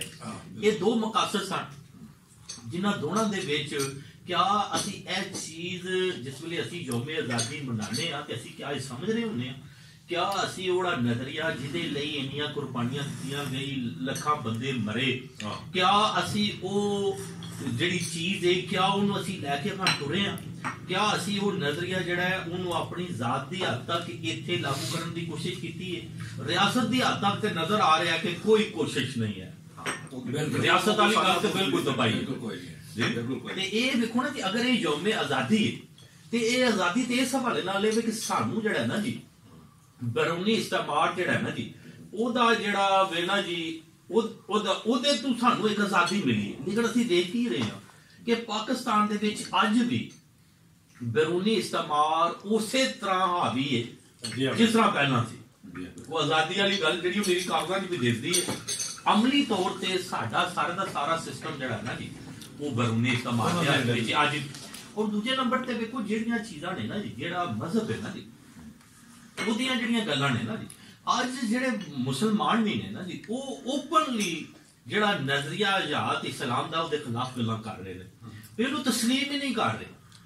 ਜਿਹੜੀਆਂ ਇਸਲਾਮੀ ਜਿਹੜਾ ਮੈਂ ਤੁਹਾਡਾ ਨਜ਼ਰੀਆ ਯਾਤ ਤੇ ਵੀ ਥੋੜਾ ਕਿਹਾ ਵੀ ਇਹਦੇ ਤੋਂ ਤੁਸੀਂ ਕੀ ਮੁਰਾਦ ਲੈਣਾ ਚਾਹ ਰਹੇ ਹੋ ਉਹ ਇਹਦੇ ਮੁਤਾਬਿਕ ਜਿਹੜੀ ਇਨਸਾਨ ਦੀ ਜ਼ਿੰਦਗੀ ਹੈ ਇਸਲਾਮ ਦੇ ਮੁਤਾਬਿਕ ਇਹ ਜਿਹੜੀ ਇਹ ਅਸਲ ਨਹੀਂ। ਇਹਦੇ ਤੋਂ ਪਹਿਲੇ ਵੀ ਜ਼ਿੰਦਗੀ ਗੁਜ਼ਾਰ ਚੁੱਕੇ ਆ ਇਹਦੇ ਤੋਂ ਬਾਅਦ ਵੀ ਉਹਨੇ ਗੁਜ਼ਾਰਨੀ ਹੈ। ਉਹ ਅਸਲ ਹੈ ਉਹਦੀ ਸਾਰੀ ਮਿਹਨਤ ਹੋਣੀ ਹੈ। ਇੱਥੇ ਸਾਰੀ ਤਜ਼ਕੀਆ ਨਫਸ ਦੀ ਮਿਹਨਤ ਹੈ। ਤਜ਼ਕੀਆ ਨਫਸ ਦੀ ਮਿਹਨਤ ਜਿਹੜੀ ਉਹ ਸਾਰੀ ਦੀ ਸਾਰੀ ਜਦੀਦ ਤਰੱਕੀ ਦੇ ਰਸਤੇ 'ਚ ਰੁਕਾਵਟ ਹੈ। ਇਹ ਤੇ ਇੱਥੇ ਫਿੱਟ ਹੀ ਨਹੀਂ ਪਈ ਹੁੰਦੀ ਨਾ ਜੀ ਅਗਰ ਤੁਸੀਂ ਉਹ ਸਵਾਲ ਨਾ ਐਂਟਰਟੇਨਮੈਂਟ ਦੇ ਦੌਰ 'ਚ ਫਿੱਟ ਨਹੀਂ ਹੁੰਦੀ ਨਾ ਇਸ ਲਈ ਇੱਥੇ ਤੇ ਜਿਹੜਾ ਨਾ ਜੀ ਇਹ ਕੋਈ ਐਡਾ ਆਮ ਜਿਹਾ ਟੌਪਿਕ ਨਹੀਂ ਹੈ। ਅਗਰ ਅਸੀਂ ਇਹਨੂੰ ਵਾਕਈ ਆਜ਼ਾਦੀ ਸਮਝ ਰਹੇ ਹਾਂ ਤੇ ਫਿਰ ਆਜ਼ਾਦੀ ਤੋਂ ਮੁਰਾਦ ਅਸੀਂ ਇਹ ਲੈਣਾ ਚਾਹ ਰਹੇ ਹਾਂ ਨਾ ਵੀ ਇਸਲਾਮੀ ਜਿਹੜਾ ਨਾ ਜੀ ਨਜ਼ਰੀਆ ਉਹਨੂੰ ਲਾਗੂ ਕਰਨ ਦੀ ਆਜ਼ਾਦੀ ਇਨਫਰਾਦੀ ਇਜਤਮਾਈ ਸਤਹ ਤੇ ਜਾਂ ਵੈਸੇ ਆਜ਼ਾਦੀ ਜਿਹੜੇ ਮੁਸਲਮਾਨਾਂ ਵੀ ਵੱਖਰੇ ਹੋ ਗਏ ਅਸੀਂ ਆਪਣੀ ਬਚਤ ਤੇ ਆਪਣੇ ਹੱਥ ਪਾ ਲਈ। ਇੱਕ ਤੇ ਮੈਂ ਕਹਾਂਗਾ ਕਿ ਸਰ ਆਮਦ ਨਾਸ ਦੀ ਹੱਦ ਤੱਕ ਤੁਹਾਨੂੰ ਤਸਲੀਮ ਕਰਨਾ ਪਏਗਾ ਸਾਰਿਆਂ ਨੂੰ ਕਿ ਆਮਦ ਨਾਸ ਦੀ ਹੱਦ ਤੱਕ ਪਾਕਿਸਤਾਨ ਦੇ ਵਿੱਚ ਕਿਸੇ ਮੁਸਲਮਾਨ ਨੂੰ ਆਪਣੀ ਬਤੌਰ ਮੁਸਲਮਾਨ ਆਪਣੀ ਮਜ਼ਹਬੀ ਐਕਟੀਵਿਟੀ ਕਰਨ ਦੇ ਉੱਤੇ ਕੋਈ ਕਦਗਰ ਨਹੀਂ ਹੈ। ਨਮਾਜ਼ ਰੋਜ਼ਾ ਹਜ ਜ਼ਕਾਤ ਤੁਸੀਂ ਗਾਂ ਦਾ ਗੋਸ਼ਤ ਖਾਣਾ ਤੁਸੀਂ ਵਹਿੜੇ ਦਾ ਖਾਣਾ ਤੁਸੀਂ ਇਹ ਅੱਛਾ ਮੈਂ ਇਹਨੂੰ ਇਹ ਕਹਾਂਗਾ ਕਿ ਤੁਸੀਂ ਕਹਿ ਲਓ ਕਿ 75-80% ਕੋਈ ਨਹੀਂ ਹੈ ਔਰ ਥੋੜਾ ਸਾਰਾ ਤੁਸੀਂ ਇਹਨੂੰ ਆਪਣੇ ਅੰਦਾਜ਼ ਬਰੀਫ ਕਰਿਓ ਮਗਰ ਮੈਂ ਇਹਨੂੰ ਇਹ ਕਹਾਂਗਾ ਕਿ ਅਗਰ ਉਹ ਇਹ ਚੀਜ਼ਾਂ ਅਵਾਮੀ ਸਤਹ ਤੇ ਵੀ ਖਤਮ ਕਰ ਦੇਣ ਜਾਂ ਨਾ ਹੋਣ ਦੇਣ ਤੇ ਫਿਰ ਉਹ ਜਸਟੀਫਿਕੇਸ਼ਨ ਜਿਹੜੀ ਉਹਨਾਂ ਨੇ ਪੈਦਾ ਕੀਤੀ ਸੀ ਉਹ ਖਤਮ ਹੋ ਜਾਂਦੀ ਹੈ। لہذا مطلب کیا میں پاکستان کی جسٹیفکیشن ہے سی نا کہ بھائی کم از کم چلو انفرادی آزادی کی حاصل ہوئی نا وہ بھی ختم ہو جائے گی تو پھر گل ہی ختم ایک گل یہ مقاصد میں شامل سی سر بلکہ یہ بیسک مقصد ہے یہ تسی کو نا سٹیٹ قائم کرنا دنیا دا کوئی مذہب کوئی لا کوئی ازم ٹھیک ہے سٹیٹ نو یہ لے کے نہیں چل رہا ہوں اصل مقصد آمد الناس ہوندا جے تو سٹیٹ یا گورنمنٹ بننی ہوندی ہے نا سارا وہ اصل چیز ہوندی ہے تے جے انہوں کو بنیادی سہولت حاصل ہے نا لہذا تانوں ایسے دا پورا شعور ہونا چاہیے کہ تسی ایک مقصد نو واضح طریقے نال حاصل کیتے ہے ہن اگلا جے سٹیٹ دے ہے نا او دی ذمہ داری ڈوئل ہو جاندی ہے وہ آمد الناس تے بھی ہونی جنی خواص دے اوتے او دے واسطے محنت ہی کرنی جی تسی نہیں کہ نا اپنی جمہوریت نہیں کرنا جے نا فی الحال تو سارے کو لے آئیے نا ہوں ایک ملک جہاں لہدا کر لیا جو مزید تے کوئی انقلاب ہے تھی لیا کسی کو وہ تو نہیں کر سکتے ٹھیک ہے بغیر کسی کراہت دے لا اکراہ فی الدین یعنی کہ وہ بغیر تھی کرنا ہے نا تو تمہیں اس دین نو فالو کرنے کی آزادی بھی خاصی حد تک دیتی گئی ہے میں اتنے سر کوشچن بیک لے کے جانا فرض کرو کہ پاکستان نہ بڑھیا ہوتا جی جی ٹھیک اسٹیٹس کو اسی پرزیوم کر لینے ہیں میری گل سنو مقصد صرف ہے سی کہ جی انگریز نو کڈیا جاوے تے مسلمان تے ہندو رل کے کڈ سن ایتھوں گل سٹور کے ویکھ لینے پکچر دا ایک اور رخ سارے سامنے آ جائے گا تہاڈا کی خیال ہے انگریز تے مسلمان ہندو تے مسلمان رل کے جی انگریز نو کڈ لیندے انگریز چلا جاندا تے پیچھے کی ہیرارکی کیلی ڈیولپ ہونی سی وہ ملک ٹھیک ہے تے پچھلے تسی 1000-1500 سال تو مسلمان ٹھیک ہے بلا تعطل ਠੀਕ ਹੈ, ਗਵਰਨਮੈਂਟ ਕਰਦੇ ਆ ਰਹੇ ਨੇ, ਮਾਈਨੋਰਿਟੀ ਹੋਣ ਦੇ ਬਾਵਜੂਦ ਜੀ ਹਾਂ, they haven't been more than 25 to 30%. ਬਿਲਕੁਲ minority ਸੀ। ਐਸ ਤੋਂ ਰਹੇ ਹੀ ਨਹੀਂ ਹੋ ਯਾਨੀ ਕਿ ਤੇ ਤੁਸੀਂ ਤਰੀਕੇਕਾਰ ਵੀ ਕਿਹੜਾ ਫੜ ਲਿਆ ਜਮਹੂਰੀ ਬਾਦਸ਼ਾਹੀ ਨਿਜ਼ਾਮ ਨਹੀਂ ਹੈ ਕਿ ਦੁਬਾਰਾ ਕਬਜ਼ਾ ਕਰਕੇ ਤੁਸੀਂ ਹੁੰਦੇ ਹੁਣ ਇਤਦਾਦ ਹੈ, ਹੁਣ ਗਿਣਿਆ ਜਾਣਾ। ਯਾਨੀ ਕਿ ਤੁਸੀਂ ਜਿਸ ਐਂਗਲ ਨਾਲ ਵੀ ਦੇਖੋ, ਮੇਰਾ ਖਿਆਲ ਹੈ ਕਿ ਕਾਇਦੇ ਆਜ਼ਮ ਨੇ ਜਿਹੜੀ ਚੀਜ਼ ਪਿਕ ਕੀਤੀ ਸੀ ਨਾ, ਉਹਨਾਂ ਨੂੰ ਪਤਾ ਸੀ ਕਿ ਅੰਗਰੇਜ਼ ਦੇ ਨਿਕਲਣ ਤੋਂ ਬਾਅਦ ਸਾਡੇ ਪ੍ਰੋਬਲਮ ਜਿਹੜਾ ਬਣਨਾ ਹੈ, ਕਾਇਦੇ ਆਜ਼ਮ ਆਪੇ ਵੀ ਜਮਹੂਰੀ ਬੰਦੇ ਸਨ। ਠੀਕ ਹੈ, ਜਮਾਤ ਦੇ ਇਸ਼ਾਰੇ ਤੇ ਨਵੀਆਂ ਤਲਵਾਰਾਂ ਵਿਖਾਤੀਆਂ ਮੈਨੂੰ ਹੋ, ਕਾਇਦੇ ਆਜ਼ਮ ਨੇ ਕਦੀ ਇੱਕ ਵਾਰੀ ਉਂਗਲ ਵੀ ਚੁੱਕੀ ਹੋਈ ਕਿਸੇ ਦੇ ਉੱਤੇ। ਯਾਨੀ ਕਿ ਇੱਕ ਐਡੀ ਲੀਗਲ ਤੇ ਉਹਨਾਂ ਸੋਫਿਸਟੀਕੇਟਿਡ ਇੱਥੇ ਤੁਹਾਡੇ ਨਾਲ ਜੁਮਲਾ ਕਰਨਾ ਕਿ ਉਹ ਕਹਿੰਦੇ ਨੇ ਕਿ वायसराय हिंद के इकोनॉमी शीर मिस्टर हुडसन ने भी मशहूर किताब द ग्रेट डिवाइड में लिखा कि कायदे वो शख्सियत है जिन्हें सारी उम्र कोई सुबकी बर्दाश्त न करनी पड़ी। जी ठीक है, ठीक उन्होंने एक बारी भी जेल नहीं गए जी, एक बारी भी किसी ने ओए नहीं आख्या, कोई गिरफ्तार नहीं होए। ठीक है, ऐसा जो कोई कायदे आज़म के किरदार विच ते कोई डाउट नहीं ना है वो मैं दस रहा सर, मैं दस रहा कि क्यों नहीं करनी पई।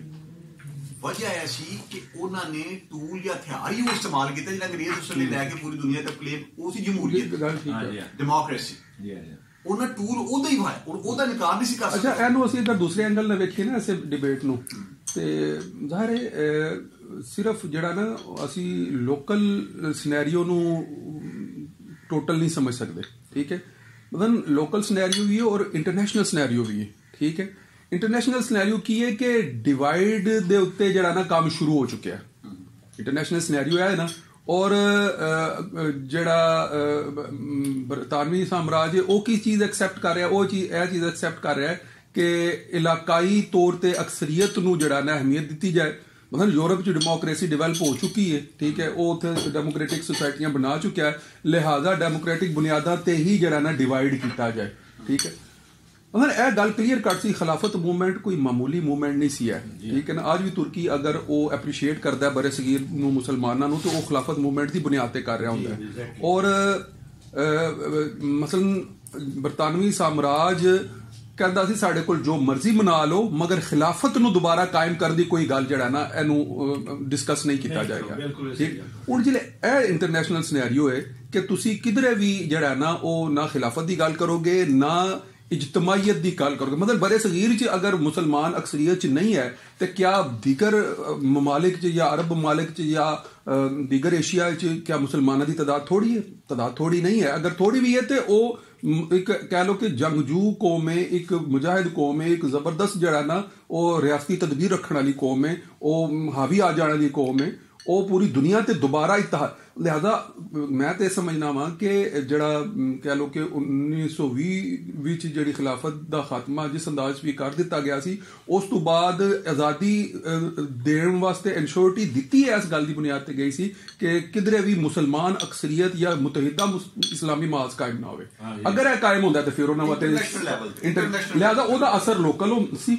ਔਰ ਲੋਕਲ ਜ਼ਾਹਿਰ ਇੰਟਰਨੈਸ਼ਨਲ ਸਿਨੈਰੀਓ ਨੂੰ ਕਾਇਦੇ ਆਜ਼ਮ ਵੀ ਸਮਝ ਰਹੇ ਨੇ, ਅਲਾਮਾ ਇਕਬਾਲ ਨੇ ਵੀ ਦੁਨੀਆ ਵੇਖੀ ਹੈ। ਠੀਕ ਹੈ, ਜਿਹੜੇ ਵੀ ਜ਼ੀਰਕ ਲੋਕ ਨੇ ਉਹ ਸਮਝਦੇ ਨੇ ਪਿਆ ਨੂੰ। ਲਿਹਾਜ਼ਾ ਇਸ ਤਨਾਜ਼ੁਰ 'ਚ ਅਗਰ ਇਸ ਖਿੱਤੇ ਦੀ ਆਜ਼ਾਦੀ ਕਿਸੇ ਸ਼ਕਲ 'ਚ ਜਿਹੜਾ ਨਾ ਉਹ ਸਾਹਮਣੇ ਆ ਸਕਦੀ ਸੀ ਜਾਂ ਕੋਈ ਨਜ਼ਰੀਆ ਪ੍ਰੋਪੋਗੇਟ ਕੀਤਾ ਜਾ ਸਕਦਾ ਸੀ, ਉਹ ਇਹੀ ਸੀ। ਔਰ ਇਹਦੇ ਇਲਾਵਾ ਕੋਈ ਹੋਰ ਤਰੀਕਾ ਨਹੀਂ ਸੀ, ਕਿਉਂਕਿ ਸਾਰੇ ਮਮਾਲਕ 'ਚ ਇਸੇ ਤਰ੍ਹਾਂ ਆਜ਼ਾਦੀ। ਮਗਰ ਇਸ ਚੀਜ਼ ਦਾ ਜਿਹੜਾ ਨਾ ਸਭ ਤੋਂ ਵੱਡਾ ਬੈਨੀਫਿਟ ਉਹਨਾਂ ਨੂੰ ਹਮੇਸ਼ਾ ਤੋਂ ਹਾਲੇ ਤੱਕ ਉਹ ਐਗਜ਼ਿਸਟ ਕਰ ਰਿਹਾ ਉਹਨਾਂ ਦਾ ਬੈਨੀਫਿਟ ਕਿ ਕੋਈ ਵੀ ਮੁਤਹਿਦਾ ਫੋਰਸ ਉਹਨਾਂ ਦੇ ਖਿਲਾਫ ਨਹੀਂ ਗਈ। ਸਾਡੇ 'ਚ ਜੇ ਕਿਸੇ ਦੇ ਜ਼ਿਹਨ 'ਚ ਇਹ ਖਿਆਲ ਹੋਵੇ, ਮਸਲ ਮੇਰਾ ਮੌਕਫ ਹੈ ਕਿ ਪਾਕਿਸਤਾਨ ਦਾ ਬਣ ਜਾਣਾ ਜਿਹੜਾ ਨਾ ਇਹ ਇੱਕ ਬਿਹਤਰੀਨ ਫੈਸਲਾ ਸੀ। ਹਾਂ, ਇਹ ਕੋਈ ਸ਼ੱਕ ਨਹੀਂ। ਇੱਥੇ ਤੁਹਾਨੂੰ ਆਪਣਾ ਇੱਕ ਅੱਛੀ ਖਾਸੀ ਅਕਸਰੀਅਤ ਨੂੰ ਇੰਡੀਪੈਂਡੈਂਟਲੀ, ਠੀਕ ਹੈ, ਆਜ਼ਾਦੀ ਨਾਲ, ਠੀਕ ਹੈ, ਆਪਣਾ ਜਿਹੜਾ ਨਾ ਉਹ ਜ਼ਿੰਦਗੀ ਗੁਜ਼ਾਰਨ ਦੀ ਜਿਹੜੀ ਹੈ ਕੋਈ ਸ਼ੱਕ ਨਹੀਂ। ਪਾਕਿਸਤਾਨ ਦੀ ਐਗਜ਼ਿਸਟੈਂਸ ਹੁਣ ਮੌਜੂਦਾ ਤਨਾਜ਼ੁਰ ਗੱਲ ਹੈ ਕਿ ਨਹੀਂ ਇੰਜ ਨਹੀਂ ਜੇ ਇਕੱਠੇ ਹੁੰਦੇ ਤੇ ਜ਼ਿਆਦਾ ਇਹ ਕੀ ਬੈਨੀਫਿਟਸ ਹੋ ਸਕਦੇ ਨੇ। ਹੁਣ ਕਹਿ ਲਓ ਨਾ ਕਿ ਅਸੀਂ ਅਗਰ ਹੁਣ ਵੀ ਤੇ ਇਹ ਗੱਲ ਕਰ ਰਹੇ ਹੁੰਦੇ ਨੇ ਕਿ ਆਲਮੀ ਇਸਲਾਮ ਦੇ ਇਤਿਹਾਦ ਦੀ ਗੱਲ ਕਰ ਰਹੇ ਹੁੰਦੇ ਆ। ਠੀਕ ਹੈ, ਇਤਿਹਾਦ ਨੂੰ ਤੁਸੀਂ ਛੱਡੋ ਸਰ, ਇਸ ਵੇਲੇ ਜਿਹੜਾ ਸਾਡੀ ਤੇ ਆ ਰਿਹਾ ਨਾ ਜੀ, ਕੋਈ ਇਤਿਹਾਦ ਵਾਲੀ ਨਹੀਂ, ਨਾ ਹੀ ਕੋਈ ਇਸ ਵੇਲੇ ਡੋਮੀਨੇਸ਼ਨ ਕਿਉਂਕਿ ਗੈਰ ਇਸਲਾਮ ਦੀ ਬਹੁਤ ਜ਼ਿਆਦਾ ਹੈ। ਉਹ ਗੱਲ ਜਿਹੜੀ ਹੈ ਉਹਦੀ ਤੇ ਇਸ ਵੇਲੇ ਕੋਈ ਬੇਸ ਹੀ ਨਹੀਂ ਬਣਦੀ, ਕਿਉਂਕਿ ਮੁਸਲਮਾਨ ਇਸ ਵੇਲੇ ਇੰਤਹਾਈ ਵੀਕ ਹੈ ਔਰ ਬਹੁਤ ਪਿੱਛੇ ਜਾ ਚੁੱਕੇ ਹਨ। ਲੇਕਿਨ ਜਿਹੜੀ ਡਾਕਟਰ ਸਾਹਿਬ ਗੱਲ ਕਰ ਰਹੇ ਨੇ, ਅਸਲ ਜਿਵੇਂ ਅਸੀਂ ਅਗਰ ਇਸਲਾਮ ਦੀ ਉਸ ਵੇਲੇ ਦਾਵਤ ਨੂੰ ਵੇਖੀਏ, ਮੈਂ ਇਹਨਾਂ ਨਾਲ ਗੱਲ ਕਰ ਰਿਹਾ ਸਾਂ ਕਿ ਇਹ ਬਿਲਕੁਲ ਸੁਲ੍ਹਾ ਅਦੈਬੀਆ ਤੇ ਆਜ਼ਾਦੀ ਜਿਹੜੀ ਹੈ ਨਾ ਜੀ, ਇਹ ਕਰੀਬ ਲਫ਼ਜ਼ ਨੇ। ਉਸ ਵੇਲੇ ਕੀ ਕਿ ਮੁਸਲਮਾਨਾਂ ਨੇ ਉਸ ਕਮਜ਼ੋਰੀ ਦੀ ਪੋਜੀਸ਼ਨ ਦੇ ਵਿੱਚ ਜਿਸ ਵੇਲੇ ਕੋਈ ਤਾਕਤ ਫੜੀ ਤੇ ਉਹਨਾਂ ਦਾ ਪਹਿਲਾ ਮੁਆਹਦਾ ਜਿਹਦੇ ਵਿੱਚ ਉਹਨਾਂ ਨੂੰ ਮੰਨਿਆ ਗਿਆ ਉਹ ਮੁਆਹਦਾ ਸੁਲ੍ਹਾ ਹੁदैबिया ਸੀ। ਸੁਲ੍ਹਾ ਹੁदैबिया ਦੇ ਵਿੱਚ ਇੱਕ ਸ਼ਰਤ ਸੀ ਸਿਰਫ ਜਿਹੜੀ ਮੁਸਲਮਾਨਾਂ ਦੇ ਹੱਕ ਵਿੱਚ ਸੀ, ਬਾਕੀ ਸਾਰੀਆਂ ਦੀ ਸਾਰੀਆਂ ਕਾਫਰਾਂ ਦੇ ਹੱਕ ਮੁਖਾਲਫਾਂ ਦੇ ਹੱਕ ਸਨ। ਉਹ ਸ਼ਰਤ ਕੀ ਸੀ ਕਿ ਉਹਨਾਂ ਨੇ ਕਬੂਲ ਕਰ ਲਿਆ ਇਸਲਾਮ ਨੂੰ ਔਰ ਉਹਨਾਂ ਨੇ ਕਿਹਾ ਵੀ ਆਇੰਦਾ ਤੋਂ ਅਸੀਂ ਤੁਹਾਡੀ ਮੁਖਾਲਫਤ ਨਹੀਂ ਕਰਾਂਗੇ, ਬਤੌਰੇ ਫਰੀਕ ਦੇ ਕਬੂਲ ਕਰ ਲਿਆ ਨੇ ਜਿਹਦੇ ਨਾਲ ਬਹਿ ਕੇ ਐਗਰੀਮੈਂਟ ਹੋ ਰਿਹਾ। ਔਰ ਉਹਨਾਂ ਕੀ ਕਿਹਾ ਵੀ ਕਿ ਆਇੰਦਾ ਤੋਂ ਅਸੀਂ ਇਸਲਾਮ ਦੀ ਮੁਖਾਲਫਤ ਨਹੀਂ ਕਰਾਂਗੇ। ਯਾਨੀ ਕਿ ਇਨਫਰਾਦੀ ਤੇ ਇਜਤਮਾਈ ਲੈਵਲ ਦੇ ਉੱਤੇ ਮੁਸਲਮਾਨਾਂ ਨੂੰ ਜਿਹੜਾ ਨਜ਼ਰੀਆ ਇਜਾਦ ਇਸਲਾਮ ਹੈ ਨਾ ਉਹ ਕਰਨ ਦਾ ਮੌਕਾ ਦੇ ਦਿੱਤਾ ਗਿਆ। ਉਹ ਮੌਕਾ ਮਿਲਿਆ ਜਿਹੜੇ ਕਮਜ਼ੋਰ ਤਰੀਨ ਮੁਸਲਮਾਨ ਸਨ ਅੰਗਰੇਜ਼ਾਂ ਦੇ ਨਾਲ ਕਲੈਸ਼ ਨਾਲ ਤੇ ਹਿੰਦੂਆਂ ਦੇ ਅੱਗੇ ਚੜ ਕੇ ਉਹ ਕੁੱਟ ਖਾ ਕੇ ਬਹੁਤ ਵੀਕ ਹੋ ਚੁੱਕੇ ਸਨ ਬਾਰੇ ਤਰੀਕ। ਉਹ ਜਿਹੜੇ ਵੀਕ ਮੁਸਲਮਾਨ ਸਨ ਨਾ ਉਹਨਾਂ ਨੂੰ ਫੇਰ ਇੱਕ ਵਾਰੀ ਉਸੇ ਤਰ੍ਹਾਂ ਇੱਕ ਮੌਕਾ ਮਿਲਿਆ ਕਿ ਥੋੜੇ ਜਿਹੇ ਇਲਾਕੇ ਦੇ ਵਿੱਚ ਉਹ ਆਪਣਾ ਨਜ਼ਰੀਆ ਯਾਦ ਜਿਹੜਾ ਉਹ ਉਹਨੂੰ ਇਨਫਰਾਦੀ ਤੇ ਇਜਤਮਾਈ ਲੈਵਲ ਤੇ ਲਾਗੂ ਕਰ ਸਕਦੇ ਨੇ। ਇਹ ਸਾਡੀ ਬਦਕਿਸਮਤੀ ਹੈ ਕਿ ਅੱਗੋਂ ਲਾਗੂ ਕੋਈ ਨਹੀਂ ਹੋਇਆ, ਇਜਤਮਾਈ ਦੇ ਤੇ ਬਿਲਕੁਲ ਕੋਈ ਨਹੀਂ ਹੋਇਆ, ਇਨਫਰਾਦੀ ਤੇ ਕੁਝ ਹੱਦ ਤੱਕ ਹੋਇਆ। ਆਮਦ ਨਾਸ ਉਹਦੇ ਥੋੜਾ ਬਹੁਤਾ ਫਾਇਦਾ ਹੋ ਗਿਆ ਤੇ ਖਾਸ ਦੀ ਗੱਲ ਸਰ ਉਹ ਫਿਰ ਅਸੀਂ ਜੇ ਸੁਲ੍ਹਾ ਹੁदैबिया ਨਾਲ ਉਹਦਾ ਕੰਪੈਰੀਜ਼ਨ ਕਰੀਏ ਨਾ ਤੇ ਮੁਆਹਦਾ ਹੋਣ ਤੱਕ ਤੇ ਸਾਨੂੰ ਕੰਪੈਟੀਬਲ ਨਜ਼ਰ ਆਉਂਦਾ ਹੈ, ਮਿਲਦਾ ਜੁਲਦਾ, ਲੇਕਿਨ ਬਾਅਦ ਦੀਆਂ ਮੈਂ ਅਗਲੀ ਸੁਲ੍ਹਾ ਹੁदैबिया ਨੂੰ ਖਾਸੇ ਲੰਬੇ ਤੱਕ ਨਬੀ ਪਾਕ ਸੱਲੱਲਾਹੁ ਅਲੈਹਿ ਵਸੱਲਮ ਦੀ ਸ਼ਫਕਤ ਦਸਤਿਆਬ ਰਹੀ ਆਪੇ ਆਪ ਸਾਡੇ ਜਾਂ ਨਹੀਂ ਕਿ ਸਾਲ ਨਹੀਂ ਕੱਢਿਆ ਤੇ ਲੀਡਰ ਜਿਹੜੇ ਨੇ ਕਿਹਨਾਂ ਉਸ ਪਾਸੇ ਜਾਣਾ ਨਹੀਂ ਚਾਹ ਰਿਹਾ। ਉਹਦੀ ਵਜ੍ਹਾ ਹੈ ਕਿਉਂਕਿ ਜਿਹੜੇ ਕਾਇਦੇ ਆਜ਼ਮ ਨੇ ਨਾ ਜੀ ਉਹਨਾਂ ਦੀ ਸ਼ਖਸੀਅਤ ਜਿਹੜੇ ਨਾ ਜੀ ਸਵਾਲੋ ਜਵਾਬ ਨੇ ਅੱਗੋਂ ਫਿਰ ਜਿਹੜਾ ਉਹਨਾਂ ਨੂੰ ਤੇ ਅਗਰ ਅਸੀਂ ਵੇਖਿਆ ਜਾਏ ਨਾ ਤੇ ਖਾਸ ਤੌਰ ਤੇ 1947 ਦੇ ਵਿੱਚ ਜਿਹੜੇ ਬਹੁਤ ਸਾਰੇ ਅੰਗਰੇਜ਼ ਦੇ ਪਿੱਛੂ ਨੇ ਉਹਨਾਂ ਦਾ ਜਿਵੇਂ ਤਰੀਕੇ ਪਾਕਿਸਤਾਨ 'ਚ ਇੱਕਦਮ ਆ ਜਾਣਾ ਹੈ ਜਿਵੇਂ ਉਹ ਸਿਆਸਤਦਾਨ ਤੇ ਵੇਖਦੇ ਨਾ ਜੀ ਅੱਗੋਂ ਫਿਰ ਉਹ ਜਿਵੇਂ ਕਾਬਜ਼ ਹੋਏ ਔਰ ਫਿਰ ਅਸੀਂ ਇਹ ਵੇਖਦੇ ਹਾਂ ਕਿ ਕਾਇਦੇ ਆਜ਼ਮ ਹੋਵੇ ਲਿਆਕਤ ਅਲੀ ਖਾਨ ਹੋਵੇ ਉਹ ਤੋਂ ਬਾਅਦ ਆ ਜਾਣੇ ਸਾਰੇ ਮਰਡਰ ਹੋਏ ਜੀ ਅਗਲੀ ਤੁਸੀਂ ਗੱਲ ਉਹਨਾਂ ਦੀ ਰਹੀ ਹੈ ਸਾਡੇ ਤੇ ਹਮੇਸ਼ਾ। ਜਿਹੜਾ ਵੀ ਕੋਈ ਨਿਕਲਦਾ ਸੀ ਈਵਨ ਤੁਸੀਂ ਜ਼ਿਆਓ ਲੱਗਦਾ ਕਾਜੋ ਕਿ ਅਗਰ ਉਹ ਅਟਾਮਿਕ એનર્ਜੀ ਵਾਸਤੇ ਉਹਨੇ ਕੰਮ ਕੀਤਾ ਜਾਂ ਨਿਕਲੇ ਨੇ ਆਖਰ ਤੇ ਫਿਰ ਉਹਨਾਂ ਨੂੰ ਵੀ ਉਹੀ ਭੁਗਤਣਾ ਪਿਆ। ਮੈਂ ਤੁਹਾਨੂੰ ਇੱਕ ਸਿੰਪਲੀ ਇੱਕ ਗੱਲ ਕਲੀਅਰ ਕਰ ਦੇਵਾਂ। ਸਮ ਟਾਈਮ ਨਾ ਅਸੀਂ ਪਿੱਠੂ ਜਾਂ ਏਜੰਟ ਹੋਣ ਦੀ ਟਰਮ ਇਸਤੇਮਾਲ ਕਰਨੇ ਆ ਲੇਕਿਨ ਸਿਨੈਰੀਓ ਨਹੀਂ ਪੈਂਦੇ। ਸਿਨੈਰੀਓ ਅੱਛਾ ਇਹ ਡਾਡੇ ਤੇ ਮਾੜੇ ਦੀ ਲੜਾਈ ਸੀ। ਹਾਂ ਡਾਡੇ ਤੇ ਮਾੜੇ ਹਮੇਸ਼ਾ ਹੀ ਡਾਡੇ ਬਲਕਿ ਡਾਡੇ ਮਾੜੇ ਦੀ ਨਹੀਂ ਬਹੁਤ ਡਾਡੇ ਤੇ ਬਹੁਤ ਮਾੜੇ ਦੀ ਲੜਾਈ ਸੀ। ਗੱਲ ਠੀਕ ਹੈ। ਇਹਦੇ ਜੀ ਤੁਸੀਂ ਕਹੋ ਨਾ ਵੀ ਨਹੀਂ ਕਿ ਕਨਫਰੰਟੇਸ਼ਨ ਕਿ ਮੁਕਾਬਲ ਚ ਖਲੋ ਕੇ ਕੁਝ ਨਹੀਂ ਸੀ ਹੋ ਸਕਦਾ। ਕੰਪੈਟੀਬਲ ਕਨਫਰੰਟੇਸ਼ਨ ਨਹੀਂ ਸੀ। ਉਹਦੀਆਂ ਸੁਲ੍ਹਾ ਹੁदैबिया ਸੀ ਕਿ ਉਹਦੀ ਰਿਜ਼ੈਂਬਲੈਂਸ ਲੈਂਦੇ ਆ ਕਿ ਬਈ ਸਾਰੀਆਂ ਹੀ ਸ਼ਰਤਾਂ ਅਗਲੇ ਦੀਆਂ ਮੰਨ ਲਈਆਂ ਨੇ ਵਿੱਚੋਂ ਇੱਕ ਸਿਰਫ ਆਪਣੀ ਮਨਵਾ ਲਈ ਹੈ ਤੇ ਉਹ ਤੇ ਰਾਜ਼ੀ ਹੋ ਗਿਆ ਸੀ। 40 ਸ਼ਰਤਾਂ ਚੋਂ ਇੱਕ ਸ਼ਰਤ ਤੁਸੀਂ ਆਪੇ ਰੱਖੀ ਹੋਵੇ ਤੇ 39 ਦੂਜੇ ਦੀਆਂ ਮੰਨੀਆਂ ਹੋਣ। ਕੋਈ ਵੀ ਕਾਮਨ ਸੈਂਸ ਵਾਲਾ ਬੰਦਾ ਜਿਹੜਾ ਆਮ ਬੰਦਾ ਹੈ ਨਾ ਉਹ ਕਿਉਂਕਿ ਯਾਰ ਇਹ ਕੀ ਹੈ ਤੁਮਰ ਨੇ ਇਤਰਾਜ਼ ਕੀਤਾ। ਹਾਂ ਠੀਕ ਹੈ। ਹੁਣ ਇੱਥੇ ਇਹਦੇ ਵਿੱਚ ਵੀ ਥੋੜਾ ਜਿਹਾ ਇਤਰਾਜ਼ ਉਹਨਾਂ ਦੇ ਜਿਹੜਾ ਸਾਡਾ ਸਿਨੈਰੀਓ ਸੀ ਨਾ ਪਾਕਿਸਤਾਨ ਵਾਲਾ ਵੀ ਇਹਦੇ ਚ ਆਈਏ ਦੈਟਸ ਵਾਈ ਕਿ ਸਾਨੂੰ ਏਜੰਟ ਹੋਣ ਦਾ ਵੀ ਮੁਗਾਲਤਾ ਹੁੰਦਾ ਹੈ ਪਿੱਠੂ ਬਣਨ ਦਾ ਵੀ ਮੁਗਾਲਤਾ ਹੁੰਦਾ ਹੈ ਲੇਕਿਨ ਅਸੀਂ ਰਿਜ਼ਲਟਸ ਵੇਖ ਰਹੇ ਹਾਂ। ਜਿਹੜੇ ਰਿਜ਼ਲਟ ਸਾਹਮਣੇ ਨੇ ਉਹਨਾਂ ਨੂੰ ਅਸੀਂ ਉਹਨਾਂ ਰਿਜ਼ਲਟਸ ਨਾਲ ਕੰਪੇਅਰ ਕਰਨਾ ਜਿਹਨਾਂ ਨੂੰ ਅਸੀਂ ਇਮੇਜਿਨ ਕਰ ਸਕਦੇ ਹਾਂ। ਸਵਾਲ ਉੱਥੇ ਸਵਾਲ ਨਹੀਂ ਸਰ ਐਟ ਪ੍ਰੈਜ਼ੈਂਟ ਦੇ ਨਹੀਂ ਮੈਨੂੰ ਉਹਨਾਂ ਚ ਵਰਸਟ ਸੂਰਤ-ਹਾਲ ਹੋ ਸਕਦੀ ਸੀ ਨਾ ਜਿਸ ਤਰ੍ਹਾਂ ਵੀ ਤੁਸੀਂ ਕਾਇਦੇ ਆਜ਼ਮ ਤੋਂ ਲੈ ਕੇ ਤੇ ਲਿਆਕਤ ਅਲੀ ਖਾਨ ਤੋਂ ਲੈ ਕੇ ਤੇ ਅਲਾਮਾ ਇਕਬਾਲ ਤੋਂ ਲੈ ਕੇ ਸਭ ਦਾ ਅਸਰ ਨਿਕਲ ਹੁੰਦਾ। ਖਾਣ ਪੀਣ ਰਹਿਣ ਸਹਿਣ ਸ਼ਰਾਬਾਂ ਕਬਾਬਾਂ ਸੂਰ ਇਹ ਉਹ ਠੀਕ ਹੈ ਵਿਆਹ ਸ਼ਾਦੀਆਂ ਮਜ਼ਹਬ ਸ਼ੀਆ ਸੀ ਸੁੰਨੀ ਸੀ ਇਹ ਹਰ ਸ਼ੈ ਕਰ ਲਓ ਤੁਸੀਂ ਠੀਕ ਹੈ ਉਹ ਲੱਭੇਗੀ ਤੁਹਾਨੂੰ ਤੇ ਸ਼ੁਰੂ ਹੋ ਜਾਏਗੀ ਕਿੱਥੋਂ ਅਲਾਮਾ ਇਕਬਾਲ ਤੋਂ ਸ਼ੁਰੂ ਹੋ ਜਾਏਗੀ ਸਰਸੇਦ ਬਾਦ ਤੋਂ ਸ਼ੁਰੂ ਹੋ ਜਾਂਦੀ ਠੀਕ ਉਹ ਨਹੀਂ ਸੀ ਦੇਖਣਾ। ਅਸੀਂ ਦੇਖਣਾ ਕਿ ਇਹ ਮਜਬੂਰੀ ਦੀ ਹਾਲਤ 'ਚ ਇਹਨਾਂ ਲੋਕਾਂ ਨੇ ਜਿਹੜੀ ਸਟਰਗਲ ਕੀਤੀ ਉਹਦੀ ਜਿਹੜੀ ਚੀਜ਼ ਹਾਸਲ ਹੋਈ ਹੈ। ਫਰਜ਼ ਕਰਨੇ ਪਿੱਠੂ ਤੇ ਏਜੰਟ ਸਨ ਪਾਕਿਸਤਾਨ ਪਿੱਠੂ ਤੇ ਏਜੰਟਾਂ ਨੇ ਬਣਾਇਆ ਬਣ ਗਿਆ ਪਾਕਿਸਤਾਨ। ਇਸ ਪਾਕਿਸਤਾਨ ਬਣੇ ਦੇ ਵਿੱਚ ਮੇਰਾ ਕੁਐਸਚਨ ਹੈ ਵੀ ਕਿ ਜੇ ਇਹ ਨਾ ਬਣਿਆ ਹੁੰਦਾ ਸਾਡੇ ਕਿਸੇ ਦੇ ਜ਼ਿਹਨ 'ਚ ਕੋਈ ਖਿਆਲ ਹੈ ਕਿ ਤੁਸੀਂ ਜਿਸ ਤਰ੍ਹਾਂ ਅਸੀਂ ਹੁਣ ਆਮਦ ਨਾਸ ਦੀ ਹੱਦ ਤੱਕ ਇੰਜੋਏ ਕਰ ਰਹੇ ਹਾਂ ਇੰਜ ਅਸੀਂ ਉੱਥੇ ਕਰ ਸਕਦੇ ਸਾਂ। ਇਹਦਾ ਜਵਾਬ ਹੈ ਨਹੀਂ। ਵੇਖੋ ਜੀ ਅਸੀਂ ਮਦਦੀ ਜ਼ਿੰਦਗੀ ਤੇ ਬੜੀ ਦੂਰ ਦੀ ਗੱਲ ਹੈ ਅਸੀਂ ਮੁਆਸ਼ੀ ਜ਼ਿੰਦਗੀ ਇਹ ਨਹੀਂ ਤਾਂ ਮੈਨੇਜ ਕਰ ਸਕਦੇ ਠੀਕ ਹੈ। ਲਿਹਾਜ਼ਾ ਇਹ ਤੁਹਾਨੂੰ ਇੱਕ ਚੀਜ਼ ਤਸਲੀਮ ਕਰਨੀ ਪਏਗੀ ਕਿ ਤੁਸੀਂ ਸਮਾਜੀ ਜ਼ਿੰਦਗੀ ਅਸੀਂ ਇੰਜ ਨਹੀਂ ਤਾਂ ਗੁਜ਼ਾਰ ਸਕਦੇ। ਉਹਨਾਂ ਦੇ ਨਾਂ ਨਾਲ ਰਹਿਮਤੁल्लाह ਲੈ ਲਓ ਜਾਂ ਪਿੱਠੂ ਲਾ ਲਓ ਜਾਂ ਏਜੰਟ ਲਾ ਲਓ ਜੀ, ਕੰਮ ਬੜਾ ਵੱਡਾ। ਪਾਕਿਸਤਾਨ ਜਿਹੜਾ ਯਾਨੀ ਕਿ ਨਾ ਇੱਕ ਤੁਹਾਨੂੰ ਇੱਕ ਐਸੀ ਸਟੇਟ, ਇੱਕ ਐਸਾ ਇੱਕ ਚਾਰ ਦੀਵਾਰੀ ਦੇ ਕੇ ਨੇ ਜਿਹਦੇ ਤੁਸੀਂ ਆਪਣੀ ਮਰਜ਼ੀ, ਆਪਣੇ ਨਜ਼ਰੀਆਤ, ਆਪਣੇ ਮਜ਼ਹਬ, ਆਪਣੇ ਅਕਾਇਦ ਦੇ ਮੁਤਾਬਕ ਜ਼ਿੰਦਗੀ ਗੁਜ਼ਾਰ ਸਕਦੇ ਹੋ ਬਗੈਰ ਕਿਸੇ ਦੀ ਵਾਜ਼ੇ ਕਦਗਨ ਦੇ। ਠੀਕ ਹੈ, ਉਹ ਤੁਹਾਨੂੰ ਪੂਰੀ ਸਹੂਲਤ ਆ ਸਕੇ ਡੈਫੀਨਿਟਲੀ। ਇਹ ਤੁਹਾਨੂੰ ਫਿਲਹਾਲ ਅਜੇ ਦੇ ਜਿਹੜੇ ਸਟੇਟਸ ਨੇ ਜਿਹੜੇ ਸਾਨੂੰ ਇੰਡੀਆ 'ਚ ਮਿਲਦੇ ਨੇ ਉਹਦੇ 'ਚ ਮੁਮਕਿਨ ਨਹੀਂ ਹੈ। ਹਾਲਾਤ ਦਿਨ ਬ ਦਿਨ ਖਰਾਬ, ਉੱਥੇ ਜਿਹੜਾ ਯਾਨੀ ਕਿ ਨਾ ਉਹ ਤੁਸੀਂ ਇੰਜੋਏ ਨਹੀਂ ਕਰ ਸਕਦੇ। ਇਹ ਤੇ ਹੋ ਗਿਆ ਆਮਦ ਨਾਸ ਦਾ। ਬਾਕੀ ਸਟੇਟ ਲੈਵਲ ਦਾ ਕਿ ਪਾਕਿਸਤਾਨ ਦੀ ਗਵਰਨਮੈਂਟ ਦੇ ਲੈਵਲ ਤੇ ਕੀਤਾ ਜਾਵੇ ਤੇ ਉਹ ਮੈਂ ਸੈਕੰਡ ਕਰਾਂਗਾ ਡਾਕਟਰ ਤਾਹਿਰ ਅਜ਼ੀਜ਼ ਸਾਹਿਬ ਦੀ ਗੱਲ ਨੂੰ ਜਾਂ ਡਾਕਟਰ ਇਸਮਾਈਲ ਸ਼ਾਹ ਸਾਹਿਬ ਦੀ ਗੱਲ ਨੂੰ ਕਿ ਉਹ ਬਹੁਤ ਡਾਢਾ ਕੰਮ ਹੈ। ਇੰਟਰਨੈਸ਼ਨਲ ਪ੍ਰੈਸ਼ਰ ਤੇ ਇਹ ਉਹ ਸਾਰੇ ਇੰਨੇ ਜ਼ਿਆਦਾ ਨੇ, ਲਿਹਾਜ਼ਾ ਸਾਡੇ ਵਾਸਤੇ ਇਹ ਜਿਹੜੀ ਦੋਮੁਖੀ ਯਾਨੀ ਕਿ ਦੋਵਾਂ ਪਾਸੇ ਜਿਹੜੀ ਲੜਨੀ, ਜਿਹਨੂੰ ਮੈਂ ਚੁਮੁਖੀ ਤੇ ਨਹੀਂ ਕਹਾਂਗਾ, ਸ਼ਾਇਦ ਚੁਮੁਖੀ ਤੋਂ ਵੀ ਜ਼ਿਆਦਾ ਹੋਵੇ ਜੰਗ। ਤੁਸੀਂ ਦੇਖੋ ਕਿ ਜਜ਼ਬਾਤੀ ਹੋ ਕੇ ਚੋਕੇ ਸਟੇਟ ਲੈਵਲ ਤੇ ਲਾਗੂ ਨਹੀਂ ਹੋ ਰਿਹਾ, ਅਸੀਂ ਪਾਕਿਸਤਾਨ ਦੇ ਖਿਲਾਫ ਹੋ ਜਾਈਏ ਕਿ ਚੋਕੇ ਸਟੇਟ ਲੈਵਲ ਤੇ ਇਸਲਾਮ ਨਾਫਜ਼ ਨਹੀਂ ਹੈ, ਲਿਹਾਜ਼ਾ ਜੀ ਪਾਕਿਸਤਾਨ ਨੂੰ ਹੋਣਾ ਹੀ ਨਹੀਂ ਚਾਹੀਦਾ। ਇਹ ਵੀ ਬੇਵਕੂਫੀ ਹੈ। ਆਮਦ ਨਾਸ ਜਿਹੜੀ ਹੈ ਉਹ ਆਪਣੇ ਉਹਨੂੰ ਇੰਜੋਏ ਕਰ ਰਹੀ ਹੈ। ਬਿਲਕੁਲ ਸਹੀ ਸਰ। ਇਹਦੇ ਵਿੱਚ ਸਟੇਟ ਲੈਵਲ ਦੇ ਕੰਮ ਬੜੇ ਡਾਢੇ ਹੁੰਦੇ ਨੇ। ਜਿਹੜੀ ਸਾਰੇ ਇਹਦੇ ਵਿੱਚ ਮਜ਼ਹਬੀ ਅਫਰਾਦ ਦਾ ਜਿਹੜਾ ਕੰਮ ਹੈ ਨਾ ਜੀ, ਮਜ਼ਹਬੀ ਅਫਰਾਦ ਦਾ ਕੰਮ ਇਹ ਕਦੀ ਵੀ ਨਹੀਂ ਹੁੰਦਾ ਕਿ ਉਹਨਾਂ ਨੇ ਸਟੇਟ ਜਿਹੜੀ ਹੈ ਨਾ ਉਹਦੇ ਨਾਲ ਲੜਾਈ ਲੜਨੀ। ਹਾਂ, ਇਹ ਬੜਾ ਸ਼ਾਨਦਾਰ। ਅਗਰ ਅਸੀਂ ਪੂਰਾ ਕੁਰਾਨ ਕਰੀਮ ਪੜ੍ਹੀਏ ਨਾ ਜੀ, ਸਭ ਤੋਂ ਜ਼ਿਆਦਾ ਕਿੱਸਾ ਹਜ਼ਰਤ ਮੂਸਾ अलैहिस्सलाम ਦਾ ਤਗੜਾ ਕਿੱਸਾ। ਉਸ ਤੋਂ ਬਾਅਦ ਜਿਹੜਾ ਮੁਨਜ਼ਮ ਵਾਹਿਦ ਕਿੱਸਾ ਹੈ ਉਹ ਕਿੱਸਾ ਹਜ਼ਰਤ ਯੂਸਫ अलैहिस्सलाम ਦਾ। ਦੋ ਹੀ ਕਿੱਸੇ ਨੇ ਤਗੜੇ। ਹਜ਼ਰਤ ਮੂਸਾ अलैहिस्सलाम ਦਾ ਕਿੱਸਾ ਜਿਹੜਾ ਸਭ ਤੋਂ ਵੱਡਾ ਕਿੱਸਾ ਹੈ, ਉਹਦੇ ਪੂਰੇ ਕਿੱਸੇ ਦੇ ਵਿੱਚ ਕਿਧਰੇ ਫਰਾਉਨ ਨੂੰ ਆਪਨੇ ਲਲਕਾਰਿਆ ਨਹੀਂ। ਐਗਜ਼ੈਕਟਲੀ ਸਿਸਟਮ ਦੇ ਖਿਲਾਫ ਪੂਰੇ ਕਿੱਸੇ 'ਚ ਕਿਧਰੇ ਇੱਕ ਵੀ ਵਾਰੀ ਸਿਸਟਮ ਦੇ ਖਿਲਾਫ ਕੋਈ ਗੱਲ ਨਹੀਂ।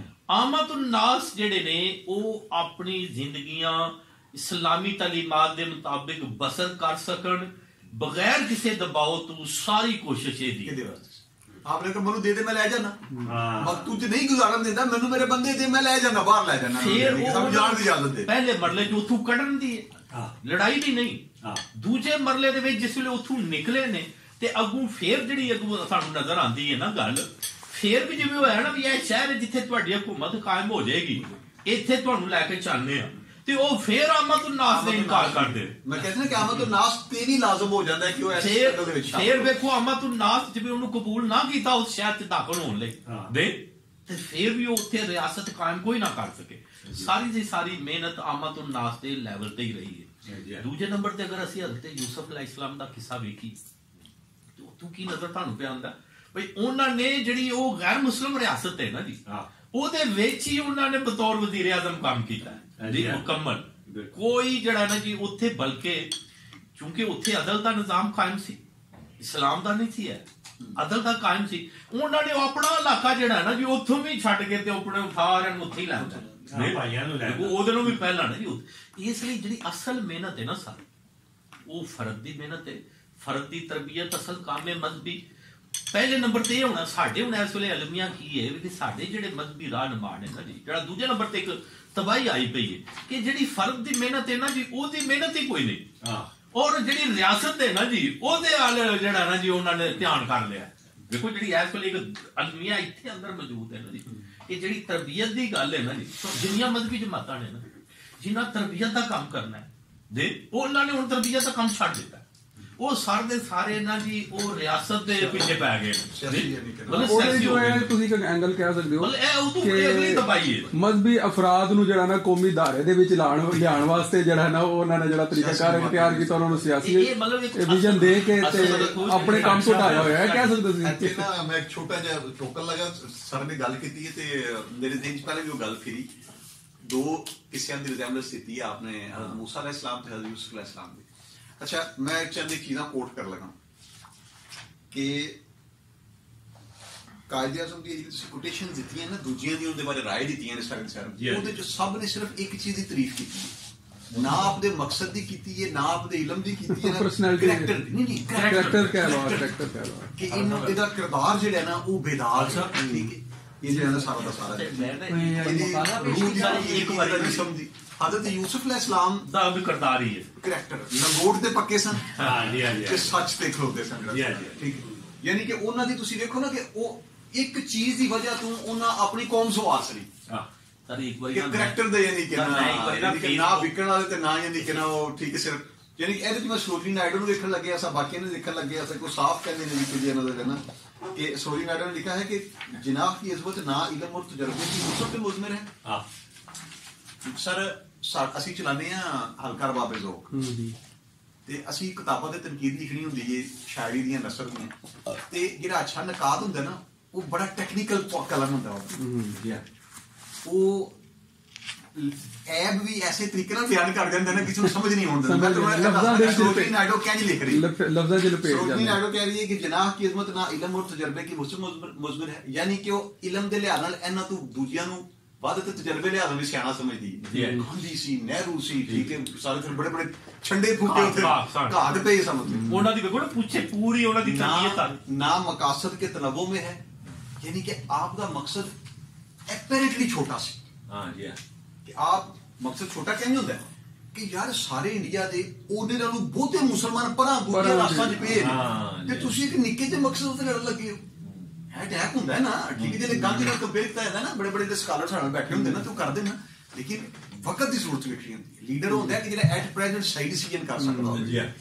ਇਹ ਤੇ ਉਹ ਬਾਂਦਰ ਵਾਲਾ ਹਿਸਾਬ ਹੋ ਗਿਆ ਨਾ ਕਿ ਬੋਤਲ 'ਚ ਪਾ ਲਿਆ ਬਦਾਮ ਮੁੱਠੀ ਕੱਢਣੀ ਹੈ ਭਾਈ, ਨਹੀਂ ਨਿਕਲਦੀ ਤੇ ਛੱਡ ਦੇ ਮਰੇ, ਕੱਢ ਤੇ ਲੈ ਕੇ ਮਸਕਮ ਵਿੱਚ ਖਿੱਚ ਰਹਿਣਾ.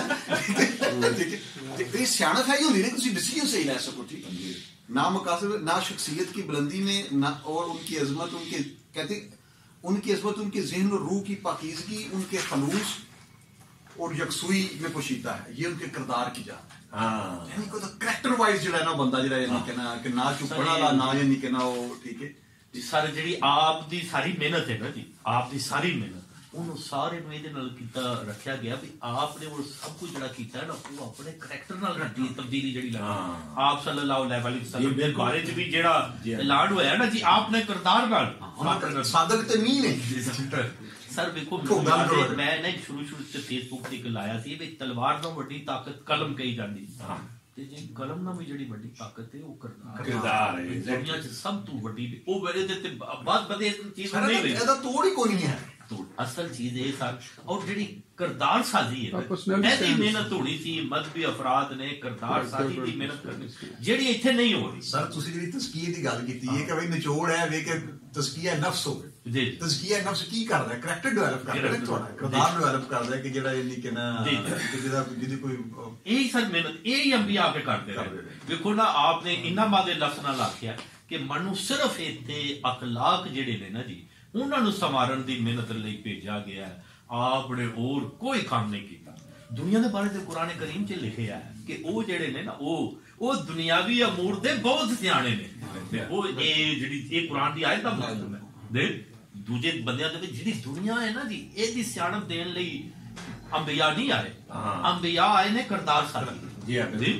تے بندہ جتھے بھی آیا نا جی کوئی مسئلہ نہیں, او دا کریکٹر اسلامی تعلیمات کے مطابق مضبوط ہونا چاہیے. بس اینی کو محنت یہ جڑی محنت ہے نا سر جڑا المیہ آیا اس ویلے دا کہ اے محنت جڑی ہے یہ ختم ہو گئی ہے پاکستان دے وچ تقریباً اور بڑی تیزی نال خاتمے وال ود رہی ہے. مزید حالات خراب ہوندے جا رہے ہیں دن ب دن. جڑا ہے نا جی تربیت دا عنصر اٹھتا جا رہا ہے. ایک بڑا بڑا جڑا ایویں کہہ لو نا اور سورج شمس ہے نا جی وہ بھی اس حوالے نال تے جے اے تزکیہ دی محنت نہ ہوئی سورج شمس نو اگر تسی پڑھو سر تے او تے کی لکھیا رب نو ایک بہت بڑی دھمکی ہے تے پھر رب اس گل تے قادر ہے کہ تہاڈا صفایا کرے تے تہاڈی تھاں میں دوجیاں نو لے اے او دے وچ سورج اوتے بغل پوری پڑھو چھوٹی جی سورہ چھوٹی جی سورہ ہے اور قد افلح من زکاها وقد خاب من دساها كذبت ثمود بتقواها.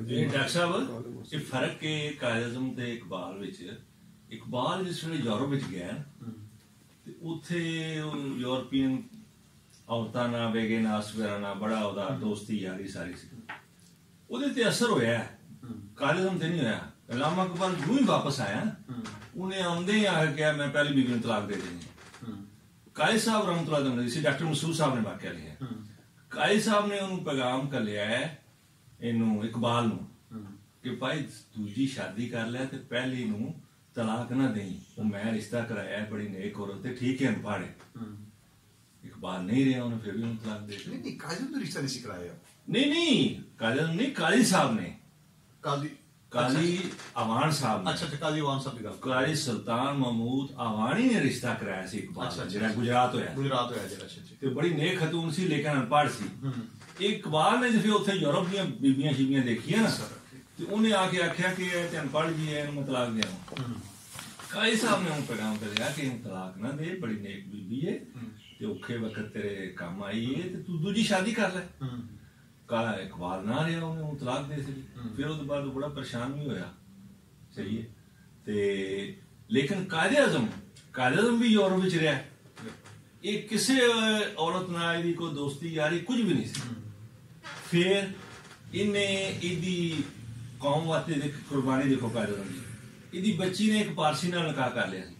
कायदे आजम ने उन्हें आ करता एक बच्ची होवे बंदे दी ते कितनी प्यारी हुंदी शारी। कायदे आजम ने कंप्रोमाइज नहीं कीता, उन्हें आ कर छड़िया उसे। अच्छा ते जेड़ी कायदे आजम अपना अल्लामा इकबाल दी औलाद है, ये पहली बीवी दी है या दूसरी दी बीवी दी है? जेड़ी जावेद इकबाल और सारे अल्लामा इकबाल दूसरी मतलब दो तो ज्यादा सन शादियां आपने? हाँ जी हाँ, त्रै शादियां तीन शादियां। अच्छा दूसरी भी औलाद ज्यादा पहली दूसरी तीसरी पहली से दूसरी भी तीसरी भी शादी नहीं सी औलाद को पहली भी दूसरी भी जो जवेद जेड़ा दूसरी भी दूसरी ज्यादातर ते वो उन्हां दी फैमिली अगू जेड़ी है वो ते खुली डुली है। हां जी वो आजाद ख्याल ही ने सारे जवेद और सारे ਉਹ ਤੇ ਹੁਣ ਤਹਿਰੀਕੇ ਪਾਕਿਸਤਾਨ ਦਾ ਉਹਨਾਂ ਦਾ ਪੋਤਰਾ ਜਿਹੜਾ ਨਾ ਉਹ ਉਹਦੇ ਨਾਲ ਅਟੈਚ ਨਹੀਂ ਪੀਟੀਆਈ ਦੇ ਨਾਲ ਇਨਸਾਫ ਦੇ ਨਾਲ। ਤੇ ਫੇਰ ਜਿਹੜੀ ਇੱਕ ਜਿਹੜੀ ਮਿਹਨਤ ਚੱਲ ਰਹੀ ਸੀ ਉਹ ਐਵੇਂ ਜਿਹੜੀ ਆਜ਼ਾਦ ਦੀ ਨਾ ਜਿਵੇਂ ਅੱਗੇ ਤੇ ਗੱਲ ਕਰਦੇ ਆ ਜਿਹੜੀ ਇੱਕ ਸੀ ਨਾ ਵੀ ਪਾਕਿਸਤਾਨ ਜਿਹੜਾ ਬਣਿਆ ਗਲਤੀ ਹੋ ਗਈ ਤੇ ਇਹਨੂੰ ਗਲਤੀ ਨੂੰ ਸੁਧਾਰਨ ਦੀ ਵੀ ਹੁਣ ਤੇ ਮਿਹਨਤਾਂ ਚੱਲਦੀਆਂ ਨੇ ਵੀ ਤੁਹਾਡਾ ਹਲਕਾ ਖਾਸ ਤੌਰ ਤੇ ਉਹਨੇ ਕਿਉਂਕਿ ਉਹ ਪੰਜਾਬੀ ਵਾਲੇ ਨੇ ਨਾ ਜੀ ਤੇ ਉਹ ਗ੍ਰੇਟਰ ਉਹ ਪੰਜਾਬ ਦੀ ਹੱਦ ਤੱਕ ਗ੍ਰੇਟਰ ਪੰਜਾਬ ਦੀ ਹੱਦ ਤੱਕ ਉਹ ਹੀ ਹੈ ਚੱਲ ਰਿਹਾ ਉਹਨੂੰ ਉਹ ਮੈਂ ਤੁਹਾਨੂੰ ਦੱਸਾਂ ਇਹਦੀ ਕੋਈ ਰਿਕਾਰਡਿੰਗ ਕਿੰਨਾ ਹੋ ਰਹੀ ਹੈ ਹਾਂ ਕਿ ਉਹ ਥੋੜਾ ਜਿਹਾ ਨਾ ਸਟੇਟ ਲੈਵਲ ਦੀ ਸਟ੍ਰੈਟਜੀ ਵੀ ਹਾਂ ਠੀਕ ਹੈ ਕਿ ਜਿਹੜਾ